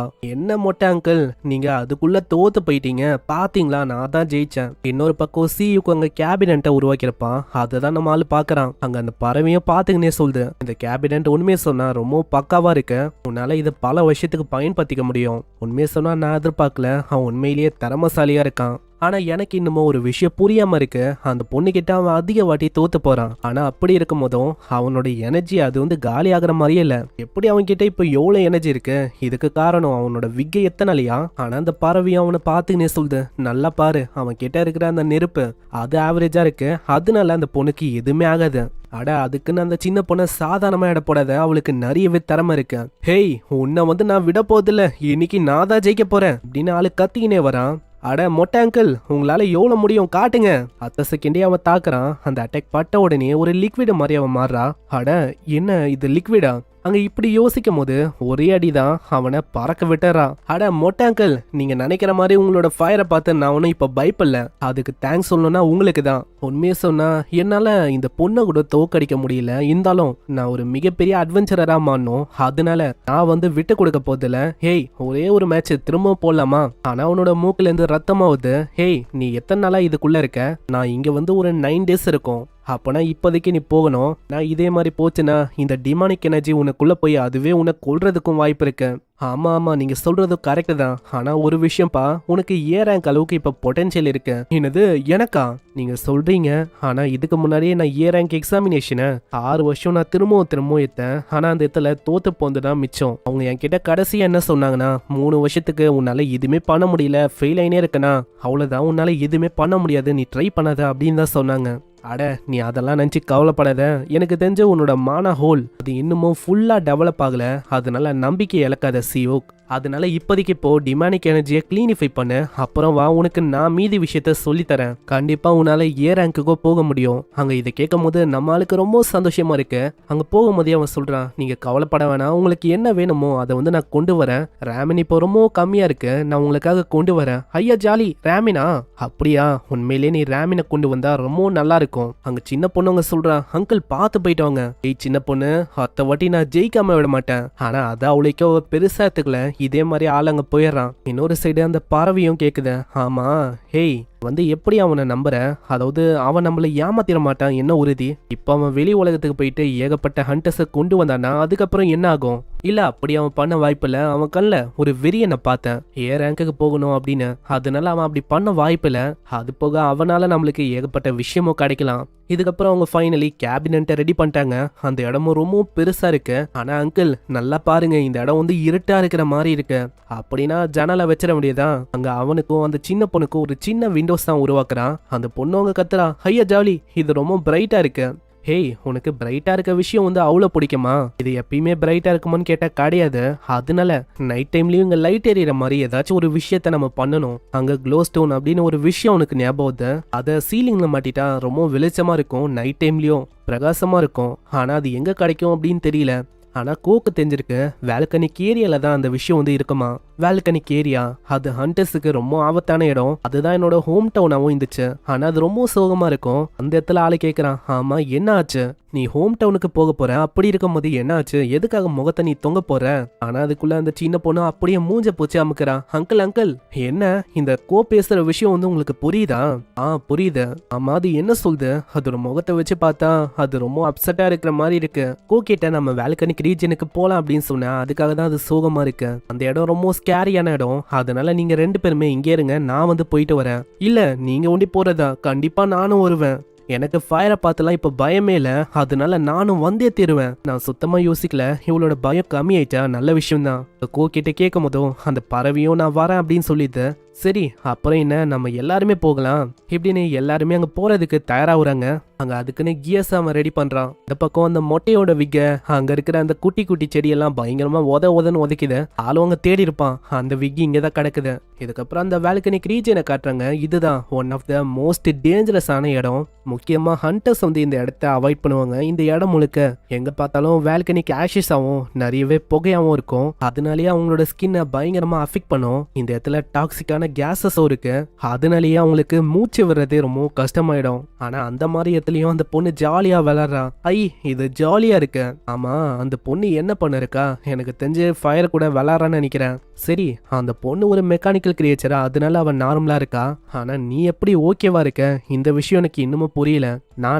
நான் ஒரு சிமேரா ஹண்டரா இருக்கிறேன். ஆனா சிமேரா ஹண்டர்ஸ் எப்பயுமே மனுஷ மாதிரி இருக்காது அப்படின்னு நான் கேள்விப்பட்டேனே. ஆமா இதுக்கு முன்னாடி நான் மனுஷ மாதிரி இல்ல, நான் ஒரு மிருகம் மாதிரி இருந்தேன். ஆனா எப்போ நான் அழிஞ்சு போனனோ அப்போ நான் திரும்பவும் ரீஜெனரேட் ஆனேன். அந்த டைம்ல தான் நான் திரும்ப ஒரு மனுஷனா மாறினேன். ஆனா உனக்கு ஓகே தானா எங்களை மாதிரி ஆளுங்க கூட சுத்துறது? ஏன்னா நீ ஒரு மாஸ்டரு, ஹண்டர்ஸ் கூட அன்கம்ஃபர்டபுளா இல்லையா என்ன? இல்ல இது ஒன்றும் அந்த அளவுக்கு மோசமா இல்ல. உண்மையை சொன்னா இந்த விஷயம் எனக்கு ரொம்ப பிடிச்சிருக்கு. அப்படின்னா சரிதான். இன்னொரு பக்கம் அந்த சின்ன பொண்ணும் வரும்போது கேட்குறான், ஆமா திரும்பவும் அந்த பறவை கூடயா நீங்க பேசுறீங்க? கூ கிட்ட நானும் பேசணும். இதுக்கு முன்னாடி வரைக்கும் இந்த பறவையோட பேரை கோ அப்படின்னு மென்ஷன் பண்ணாங்க. ஆனா இப்போ எதுக்குன்னு தெரியல சடனா அவங்க கூன் சேஞ்ச் பண்ணிட்டாங்க. இப்போ அவங்க கூன் சொல்றதுனால நானும் கூனே சொல்றேன். ஆமா நீங்க கூ கிட்ட பேசுறீங்களா? எனக்கும் பேசணும்னு ரொம்ப ஆர்வமா இருக்கு. ஆனா இதுக்கு முன்னாடி என்னை பத்தி தெரிஞ்சுக்கணும் அப்படின்னு ஆர்வமா இந்த மாதிரிலாம் இருந்துச்சு. உங்களை பத்தி எனக்கு தெரியும், நீங்க டீமன் உலகத்தோட நேட்டிவ். நானும் அதேதான். ஆனா கூ அவங்க சைலி யோசிக்குது. சின்ன பொண்ணு உண்மையிலேயே இந்த இடத்துல நேட்டிவ் யாருன்னா அது நான் தான். இதுக்கப்புறம் அந்த லூமினஸ் ஸ்டோனை தேடி அவங்க போறாங்க. அந்த இடத்துல எட்டி பார்க்கும் போது ஏகப்பட்ட ஸ்டோன் இருக்கு. கீழே 2 ஃபயர் டோடு இருக்கும். ஒன்னு பயங்கரமா அழுவுது. ஆமா அங்க இருக்கிற அந்த டோடு அது எதுக்கு அழுதுன்னு இருக்கு? அங்க பாருங்க இன்னொரு டோடும் இருக்கு. எனக்கு தெரிஞ்ச அந்த ஃபீமேல் டோடு எந்த போயிடுச்சுன்னு நினைக்கிறேன். அது மேல ஒரு எக்கும் இருக்கு. அங்க இதையும் மேல கூ பாத்துக்கனே சொல்லுது. உண்மையை சொன்னா இந்த எக்ஸ பாத்துக்கிற பொறுப்பு ஃபீமேலோட பொறுப்பு தான். அது மேலேயே வச்சுக்கும். ஆனா இப்போ அது எந்து போனனால மேல இருக்கிற எக்கு கண்டிப்பா எந்து போயிருக்கும்னு நினைக்கிறேன். ஏன்னா இந்த கிரியேட்டர் இது ரொம்ப வெப்பம் வாய்ந்தது. இந்த மாதிரி இடத்துல கண்டிப்பா எக்கால சர்வே ஆக முடியாது. இது கேட்கும் போது சின்ன பொண்ணுக்கு ரொம்ப கஷ்டமா இருக்குமா. ஆளு அப்படியே குதிக்கிறான். பின்னாடி அங்க கூவும் கத்துது. கிட்ட போகாத, உன் மேல அந்த மாஸ்டர் அட்டாக் பண்ணவும் வாய்ப்பு இருக்கு. அங்க ஆனமா தான் அந்த டோடும் திடீர்னு பயங்கரமா நம்ம ஹீரோ மேல அட்டாக் பண்ணோம். ஆனா நம்ம ஆளு வெறுமா ஒரே ஒரு விரலை வச்சு அப்படியே பிளாக் பண்ணிடுறான். அங்க சில பல செகண்ட்லயே கிட்ட போய் ஏதோ ஒரு பாய்சனையும் அவன் இன்ஜெக்ட் பண்ணிடுறான். இப்போதைக்கு அதால எழுந்துக்க முடியாது. ஆக்சுவலா நம்ம ஆளுக்கிட்டேயே இந்த ஃபயர்டோட செல்ஸ் வந்து இருக்குமா, அதனால ஆளு யோசிக்கிறான் கண்டிப்பா அந்த இறந்து போன டோட எப்படியோ காப்பாற்ற முடியாது. ஆனா அந்த சின்ன சின்ன எக்கு அதை வந்து கண்டிப்பா இவனால காப்பாற்ற முடியும். அதனால அந்த எக்கை அப்படியே மேலுக்கு அவன் டிரான்ஸ்ஃபர் பண்ணி விட்டுறான். அந்த மேலும் எழுந்துக்கும் போது அந்த விஷயத்த பார்த்து ரொம்ப ஆச்சரியமாவுது. அங்க எந்த போன பார்ட்னருக்கு கடைசியா குட் பை சொல்லிட்டு அப்படியே அது போயிடுது. அந்த இடத்துல குதிச்சு போகும்போது அங்க அப்படியே அது பின்னாடி பார்க்கும். அதை பார்க்கும் போது சின்ன பொண்ணுக்கும் தேங்க்ஸ் சொன்ன மாதிரி இருக்கும். அதை பத்தி நம்ம ஹீரோ கிட்ட அவ சொல்றான். சரி அப்புறம் என்ன, நம்மளோட வேலையை நம்ம பார்க்கலாம். அந்த இடத்துல வந்த வேலையை அவங்க பாக்குறாங்க. அந்த இடத்துல அவங்க லைனா ஸ்டோன்ஸ் எடுக்கிறாங்க. அங்க எடுக்கும் போதே நம்ம ஆளு சொல்றான், பாத்தியடு கீழே உன்னோட காலில் போட்டுக்க போறேன். அட இது வெறும் ஒரு ஸ்டோன் தான், என்னோட ஸ்ட்ரென்த் முன்னாடி இதெல்லாம் ஒண்ணுமே இல்ல. அங்க கோரமும் டயர்டா இருக்கு. இதெல்லாம் இதுக்கு முன்னாடி எனக்கு எதுவுமே இல்ல. இப்போ நான் சுருங்கி போயிட்டேனா, அதனால எனக்கு ரொம்ப டயர்டா ஃபீல் ஆகுது. அட கு, நீ வந்து உதவலாம் வேணாம், உன்னோட வேலையை நீ பார்க்கலாம்ல. ஏன்னா நீ உன்னோட ஃப்ரெண்ட்ஸுக்காக நிறையவே கிஃப்டையும் நீ கொண்டு வந்திருக்க. அட நீ என்ன சொல்ல இருக்க, மாஸ்டர்ஸுக்கு ஃப்ரெண்ட்ஸ் எல்லாம் ஒன்றும் இருக்காது. அதுக்கும் மேல அவங்கள மீட் பண்ணும் அப்படின்லாம் நான் பிளான போல. வெறுமா கிஃப்டை நான் விட்டு போலாம் அப்படின்னு தான் யோசிக்கிறேன். அப்படியா? ஆனா உன்னை பார்க்கும்போது ஷையா இருக்கிற மாதிரிலாம் இருக்கு. ஆனா நான் யோசிக்கிறேன், உன்னோட இனத்திலேயே நீ ரொம்ப டிஃப்ரெண்டா இருக்கப்பா. உனக்கு தெரியாது, இதுக்கும் நல்ல விஷயமும் இருக்கு கெட்ட விஷயமும் இருக்கு. உனக்கு தெரியுமா எதுக்காக நான் என்னோட குரூப்பை விட்டேன்னு? அந்த இடத்துல இன்டெலிஜென்ஸை கெயின் பண்ணக்கப்புறம் நான் தான் அந்த குரூப்ல தனியா இருக்கிற மாதிரி எனக்கு ஃபீல் ஆச்சு. நிறைய விஷயத்த என்னால ரிலேட் பண்ணிக்க முடியல. அதனாலேயே தனியா இருக்கணும் அப்படின்னு சொல்லி குரூப்பையே நான் விட்டேன். ஆனா நான் அப்படி பண்றதை எங்களோட ஆளுங்க ஏத்துக்க மாட்டாங்க. இருந்தாலும் நானா விட்டுட்டேன். அங்க இப்படி சொல்லும் போது அங்க இருக்கிற ஒரு ஸ்டோனை தெரியாதனமா அது கீழே போட்டோம். அங்க உடையிற மாதிரி ஏதோ ஒரு சவுண்டு கேக்குது. எல்லாம் பார்த்தா அட இது ஒரு முட்டை. இது மாஸ்டரோட முட்டைன்னு நினைக்கிறேன். ஆனா நம்ம கூ பண்ண வேலையால இது உடஞ்சிச்சுன்னு நினைக்கிறேன். கொஞ்சோண்டு கிராக் விழுந்திருக்கு. ஆனா நான் கேள்விப்பட்ட வரைக்கும் பார்த்தா ஒரு பேபி அதோட முட்டையை விட்டு அதுவா உடைச்சு வந்தா வேண்டியதான் அது ஹெல்த்தியாகவும் ஸ்ட்ராங்கராகவும் இருக்கும். ஆனா இப்போ நம்ம என்ன பண்றது? அங்க சின்ன பொண்ணும் இதை எத்தனை போலாம் அப்படின்னு சொல்றா. ஹீரோவும் இதுக்கு முன்னாடி ஒரு கேபினட்டை உருவாக்குனால அதுதான் பர்ஃபெக்டான இடமா இருக்கும் அப்படின்னு அவன் யோசிக்கிறான். இதனால எத்தனை போலாம் தான் அவங்க டிசைட் பண்றாங்க. ஆனா கூ கத்துது வேணான்னு. ஏன்னா அதுக்குள்ள இருந்து ஏதாச்சும் பயங்கரமான மிருகம் வந்துச்சுன்னா. ஆனா நல்லா யோசிப்பாரு, உன்னாலதான் அந்த எக்கு கிராக்கே ஆச்சு. அதுக்கும் மேல நம்மளுக்கு பிரச்சனை வராம நான் விஷயங்களை பாத்துக்கிறேன். சரி நீ சொல்ற ஓகே தான். இன்னொரு பக்கம் நம்ம ஆளுங்க ஃபைனலி அந்த இடத்துக்கு வராங்க. அங்க பார்த்தா நம்ம சியூக்கு அவன் வந்திருக்கான். ஏய் என்னப்பா வழக்கத்தை விட இன்னைக்கு ரொம்ப சீக்கிரமா வந்துட்ட. அந்த இடத்துல நம்ம ஹீரோ கிட்ட அவன் பேக்கை கேட்கறான். இல்ல பரவாயில்ல இருக்கட்டும். ஆனா அவன் கேட்கறானா, அதனால அவரு கொடுக்க அது செம வெயிட்டா இருக்கு. அங்க அப்படியே அவன் கீழே போட்டுறான். அங்க அப்புறம் தான் நம்ம ஹீரோ நோட் பண்றான், அங்க சியூக்கோட முகம் ஒரு விதமா இருக்கு. எனக்கு தெரிஞ்சு வெளியில ஏதோ ஒரு விஷயம் ஆயிருக்குன்னு நினைக்கிறேன். இன்னொரு பக்கம் கூ அங்க ஏகப்பட்ட ரேமினை விட்டு வந்திருக்கும். இதை பார்த்தோன்னே கூவோட இனத்துக்கு அவ்வளவு சந்தோஷம். அங்க ஜாலியா டான்ஸ் ஆடுறாங்க. நம்ம சியூக்கோட முகம் ரொம்ப சோகமா இருக்கும். அங்க ஆளுக்கு புரியல எதுக்காக இவன் ரொம்ப சோகமா இருக்கான்னு. அதை பத்தி கேட்ட ஆள் அப்படியே ஓடி போயிடறான். நீங்க பசியா இருக்கீங்கன்னு நினைக்கிறேன், யாருமே கவலைப்பட வேணாம், உங்க எல்லாருக்காகவும் நான் ஃபுட்டை ரெடி பண்றேன். இன்னொரு பக்கம் அந்த ஸ்டோனுக்கு அவன் ஷேப்பை கொடுக்குறான். அங்க அவளும் கேட்கறான், அம்மா மிஸ்டர் நீங்க என்ன பண்ணிருக்கீங்க? இந்த க்ளோ ஸ்டோனுக்கு ஒரு கரெக்டான ஷேப்பை கொடுக்குறேன். ஸோ அது மூலமா சீலிங்ல இது இருக்கும், நைட் டைம்ல இது ரொம்ப அழகாவும் இருக்கும். அட அங்கிள் உண்மையிலேயே நான் சொல்லி ஆகணும், நீங்க ரியலி ரொம்ப ஸ்மார்ட்டா இருக்கீங்க. ரொம்ப அற்புதமா எந்த விஷயமா இருந்தாலும் அதை நல்லா டீட்டெயிலா நீங்க எக்ஸ்பிளைன் பண்றீங்க. அது போக யாருக்காச்சும் உதவி வேணுமா அவங்களுக்கும் நீங்க உதவி பண்றீங்க. அந்த அளவுக்கு நீங்க ரொம்ப கைண்டா இருக்கீங்க. அப்படியே என்னோட அப்பா மாதிரி. நீ சொல்றத வச்சு பார்த்தா கோகனட் ட்ரைப்ல இருக்க அப்பாவை பத்தி பேசுறியோ? அந்த மாதிரி ட்ரைபே இருக்காது, நம்மளால வேணும்ட்டே தான் அங்க கடுப்பேத்துறான். அவளும் ஆமா ஆமா அதேதான் அப்படின்னு சொல்லிடுறான். இன்னொரு பக்கம் அந்த பறவையும் வேலக்கனிக் ஜோனுக்கு போயிட்டு வந்திருக்கும்ல, அது ரொம்ப டயர்டா இருக்கும். அங்க தரையில அது ஜாலியா பார்த்துன்னு இருக்கு. இந்த இடம் ரொம்ப பர்ஃபெக்டா இருக்கு. இங்க இருக்கும் போது என்னோட பாடியை அப்படியே மெல்ட் ஆகுற மாதிரி ஃபீல் ஆகுது. ஆனா பாவம் அந்த பறவைக்கு தெரியல, அது தெரியாதனமா அந்த பிளான்ஸோட ஏரியாக்கு வந்துச்சுன்னு. இதனால அந்த பிளான்ஸும் பயங்கரமா அட்டாக் பண்றதுக்கு தாவுது. அந்த குட்டி பிளான்ட்டும் ஒரு பயங்கரமான மூவை பயன்படுத்துது. ஆனா நம்ம கூக்கு அதனால எதுவுமே ஆகல. ஆமா நீங்க என்ன பண்ணிருக்கீங்க? அங்க சண்டை எதுக்கு போகுதுன்னா, கூ அங்க தெரியாதனமா பிளான்ஸ் இருக்க ஏரியாக்கு போயிடுச்சு. அதனாலதான் அதுங்க வார் பண்ணிருக்கு. இன்னொரு பக்கம் சியூக்கும் அங்க தரமா ஃபுட்டை ரெடி பண்ணி கொடுக்குறான். அதுவும் பாக்குறதுக்கு ரொம்ப அற்புதமா இருக்கு. அங்க சாப்பிடவும் சொல்றான். ஆனா சாப்பிடறதுக்கு முன்னாடி நம்ம ஹீரோ அங்க கேக்குறான், நாங்க சாப்பிடறதுக்கு முன்னாடி உன்னோட முகத்துக்கு என்ன ஆச்சு அதை பத்தி நீ சொல்றியா?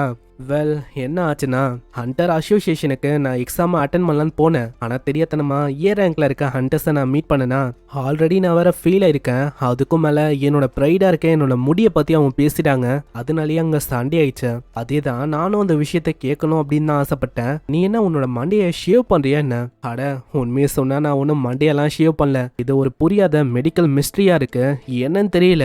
எதுக்காக எனக்கு ஒண்ணு இப்படியாவது என்னோட முடிக்காக நான் டாக்டருக்கு போயிருக்கேன். ஆனா ஏன் இப்படியாவது அப்படின்னு பதில் ஒண்ணு எனக்கு கிடைக்கவே இல்லை. சரி, நெக்ஸ்ட் ப்ரொமோஷன் எக்ஸாம் எப்போ இருக்கு? இன்னமும் அதுக்கு 60 நாள் இருக்கு.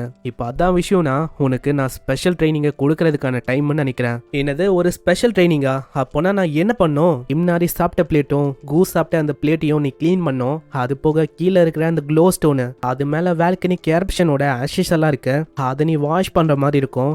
ஆனா நீங்க வந்து சொன்னீங்க ஏதோ ஸ்பெஷலான ட்ரைனிங்கை தரேன்னு. சரி, அப்படி உனக்கு பிடிக்கல அப்படின்னா நீ பண்ண வேணாம். உன்னோட வாழ்க்கை முழுக்க நீ பி ரேங்க் ஹண்டரா இருக்கணும்னா நீ கண்டிப்பா இருக்கலாம். இல்ல, இந்த விஷயத்த நானே பாத்துக்கிறேன். அவர் இந்த விஷயத்த சொல்லியிருக்காருன்னா கண்டிப்பா இதுக்கு பின்னாடி ஒரு ரீசன் வந்து இருக்கும். அதனால என்னோட உழைப்பை போட்டு கண்டிப்பா நான் முன்னேறுவேன். இதனால டிஷ் எல்லாம் வாஷ் பண்ணலான்னு அவன் போறான். அந்த இடத்துல அவங்க மீனை பிடிப்பாங்களா?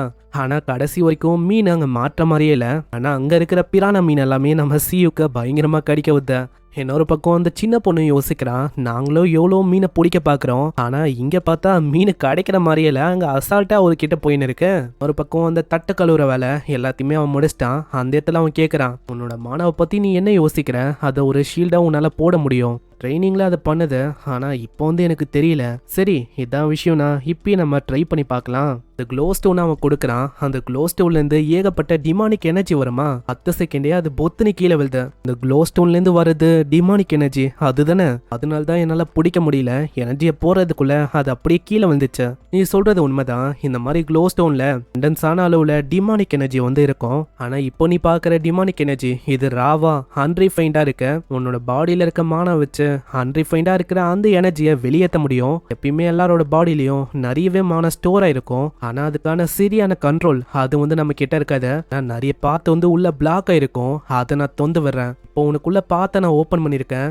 இப்போ நீ நல்லா ட்ரை பண்ணி பாரு. உன்னோட மாணவ உன்னால வெளிப்படுத்த முடியும். அதே மாதிரி தான் அங்காவது மாணவ இப்போ நம்மளால பக்காவாவே வெளிப்படுத்த முடியுது. அந்த க்ளோ ஸ்டோனை இதுக்கு முன்னாடி அவனால தூக்க கூட முடியல. ஆனா இப்ப பார்த்தா ஆளு ஒரே கையில தூக்கிறான். அட சியாங், எனக்கு இப்பதான் புரியுது. டிஷ்ஷை வாஷ் பண்றது, இதை கிளீன் பண்றது எல்லாமே உன்னோட பிளான் தானே? எனக்கு இப்பதான் புரியுது. அதனால நீ என்ன நம்பலாம். நீ என்ன வேணா சொல்லு, அதை நான் பண்றதுக்கு தயாரா இருக்கேன். இதுக்கப்புறம் நைட் ஆகுது. அந்த க்ளோ ஸ்டோன் அவன் மாட்டிடுறான். அதனால அங்க வெளிச்சமா இருக்க. அங்க சியுக்கு நம்ம ஹீரோ எல்லாருமே தூங்கின இருக்காங்க. கோவால இன்னமும் அங்க தூங்க முடியல. அங்க திடீர்னு ஒரு சவுண்டு கேக்குமா? என்ன சவுண்டுன்னு பார்த்தா கிம் நாரி தான். அவ தானா எழுதுக்கிறா. வேற ஏதோ ஒரு எத்த நோக்கி போறான். ஆமா, நைட் டைம்ல இந்த பொண்ணுக்கு என்ன வேலை? எங்க போறா இவ? சீன் அப்படியே வெளியில வருது. அந்த இடத்துல அவ சட்டையை கழுவுறா. சட்டை வந்து ரொம்ப அழுக்கா இருக்கும். அதுக்கும் மேல நம்ம ஹீரோ கொடுத்த சட்டை இது. அதனாலே இதை கிளீனா வச்சுக்கணும் அப்படின்னு அவ ஆசைப்படுறா. ஆமா, அவ என்ன பண்ணிருக்கா? இந்த மாதிரி டைம்ல யாராச்சும் லாண்ட்ரிய பண்ணுவாங்க? அட நல்லா பாரு, அவ ஒரு பொண்ணு. அது போக அவளுக்கு துணியும் இல்ல வேற மாத்திக்க. இன்னொரு பக்கம் அந்த அழுக்க கிளீன் பண்ணோனே அவளுக்கு அவ்வளோ சந்தோஷம். அப்படியே அவ ஜாலி ஆகுறா. அவ்வளவுதான், லாண்ட்ரிய முடிச்சிட்டேன். இப்பதான் இது ரொம்ப பர்ஃபெக்டா இருக்கு. இப்படி இவ யோசிக்கும் போது நம்ம ஹீரோ பார்த்து அவ ரொம்ப ஷாக் ஆகுறா. ஹே கு, வானத்தை பாத்தியா? ரொம்ப கிளீனா இருக்கு, ஃப்ரெஷ்ஷா இருக்கு காத்து வர. அட அங்கிள், நீங்க எங்க என்ன பண்றீங்க? அது ஒன்றும் இல்லை, நானும் குவும் சும்மா வாக்கிங் பண்ணலான்னு வந்தோம். அது இருக்கட்டும், நைட் டைம்ல நீ என்ன பண்ற? அது நானும் வாக்கிங்க தான் வந்தேன் அங்கிள். சரி கிம்னாரி, கொஞ்ச நேரத்துக்கு அப்படியே அசையாம இருக்க முடியுமா? இதோ இப்படி பண்ணிட்டா இது இன்னமும் அழகா இருக்கும். அந்த இடத்துல 2 ஃப்ளவர் அவன் வைக்கிறான். அங்க இன்னமும் அவளுக்கு கியூட்டா இருக்கு. அட, இது உங்களது மாதிரியே ரொம்ப அழகா இருக்கு. எனக்கு நல்லாவே தெரியும், அதான் இப்படி பண்ணேன். ஆனா திடீர்னு சைட்லேருந்து ஒரு சவுண்ட் வருமா? அதை கேட்டோன்னே அந்த சின்ன பொண்ணு பயந்து போயிடறா. ஆமா, நைட் டைம்ல என்ன சவுண்ட் அது? ஒன்றும் இல்லை, பயப்பட வேணாம். நைட் டைம்ல கத்துற கிராஸ் ஓப்பர் அதான் அது. அதுக்கப்புறம் அவங்க 2 பேருமே வானத்தை பார்க்கும் போது அங்க கிம் நாரி கிட்ட அவன் கேட்கறான், ஹேய், உனக்கு ட்ரெஸ் ஷூ இந்த மாதிரி விஷயம் வந்து வேணுமா? அட என்ன அங்கிள், நீங்க ஆல்ரெடி எனக்கு அந்த விஷயத்த குத்துருக்கீங்க. அப்புறம் என்ன, நீங்க கொடுத்துருக்க இந்த ட்ரெஸ் உண்மையிலேயே எனக்கு நல்லா இருக்கு. என்னதான் இப்படி சொன்னாலும் நம்ம ஹீரோ அங்க வாங்கணும் அப்படின்னு தான் யோசிக்கிறான். இதுக்கப்புறம் சீன் அப்படியே வெளி உலகத்துக்கு வந்து அந்த இடத்துல போர்ட்டல் வழியா நம்ம ஹீரோ வெளில வரான். ஏன்னா கிம் நாரி கிட்ட ஒரே ஒரு Dress தான் இருக்கு, அதையே அவ எத்தனை நாளைக்கு போடுவா, அதனால கண்டிப்பா வேற ஒரு Dress வேணும்னு சொல்லி அவன் இந்த இடத்துக்கு வந்துட்டான். ஆனா இந்த இடத்துக்கு அவ வந்தா ரொம்ப நல்லா இருந்திருக்கும், அவளே அவளுக்கு பிடிச்ச ட்ரெஸ்ஸை சூஸ் பண்ணிக்கலாம். ஆனா ஹியூமன்ஸால அவளுக்கு ஒரு ட்ராமாவா இருக்கு, அது போக அவளோட உடம்புலயும் ஒரு ட்ராக்கர் இருக்கு. இதே மாதிரி போகும்போது அந்த இடத்துல எங்க Dress வாங்கணும் அப்படின்னு அவனுக்கு தெரியல. அதுக்குள்ள யாரோ ஒருத்தங்க அங்க கூப்பிடுறாங்க. எஸ்கியூஸ் மீ, நீங்க ட்ரெஸ்ஸுக்கான கடையை தேடுறீங்க அப்படின்னா 10,000 சர்வீஸ்க்கான ஃபீயா இருக்கும், நீங்க என் கூட வாங்க, நான் வந்து அந்த கிளாத்துக்கான கடையை கைட் பண்றேன், எனக்கு ஒரு நல்ல இடமும் தெரியும், அந்த இடத்துல ரொம்ப சீப்பாவும் கிடைக்கும்.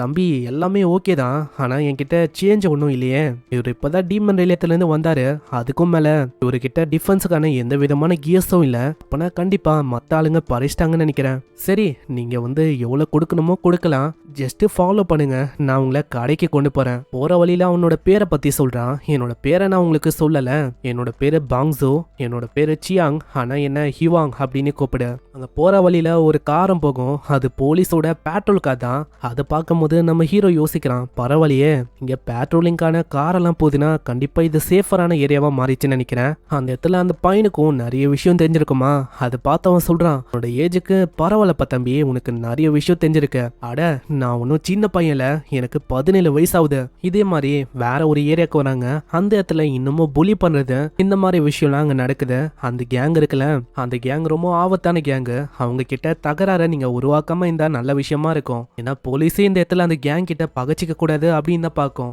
ஆனா நம்ம ஹீரோ என்ன யோசிக்கிறானா, இதுக்கு முன்னாடி அவன் வாழ்ந்த அந்த ஆர்ஃபனேஜ் அது டிஸ்ட்ரிக்ட் 13ல இருக்கு, அது இன்னமும் இருக்குமா அப்படின்னு தான் யோசிக்கிறான். இன்னொரு பக்கம் ஒரு கடையை காட்டுறாங்க, அந்த இடத்துல ஒரு லேடியும் உட்காந்து இருக்கான். அவளுக்கு என்னன்னா அவளுக்கும் கஸ்டமரே வரல, ஏன்னா ஸ்லம்ல கடையை ஓபன் பண்ணிருக்கா.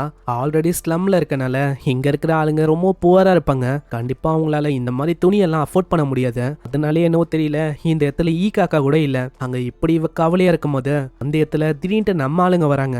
அங்க அவனும் பாஸ் நான் வந்துட்டேன் அப்படின்னு அவன் சொல்றான். அந்த இடத்துல அவ கத்தின்னு இருக்கா, ஏன்னா அவளுக்கு அந்த அளவுக்கு வயசாகல. ஆனா அவன் என்னன்னா எல்லாரும் முன்னாடியும் இப்படி கூப்பிட்டு இருக்கான். நம்ம ஹீரோவும் அந்த இடத்த ஆச்சரியமா பாக்குறான், ஏன்னா இதுதான் அவனோட ஃபர்ஸ்ட் டைம் இந்த மாதிரி ஒரு துணி கடைக்கு வர்றதுக்கு.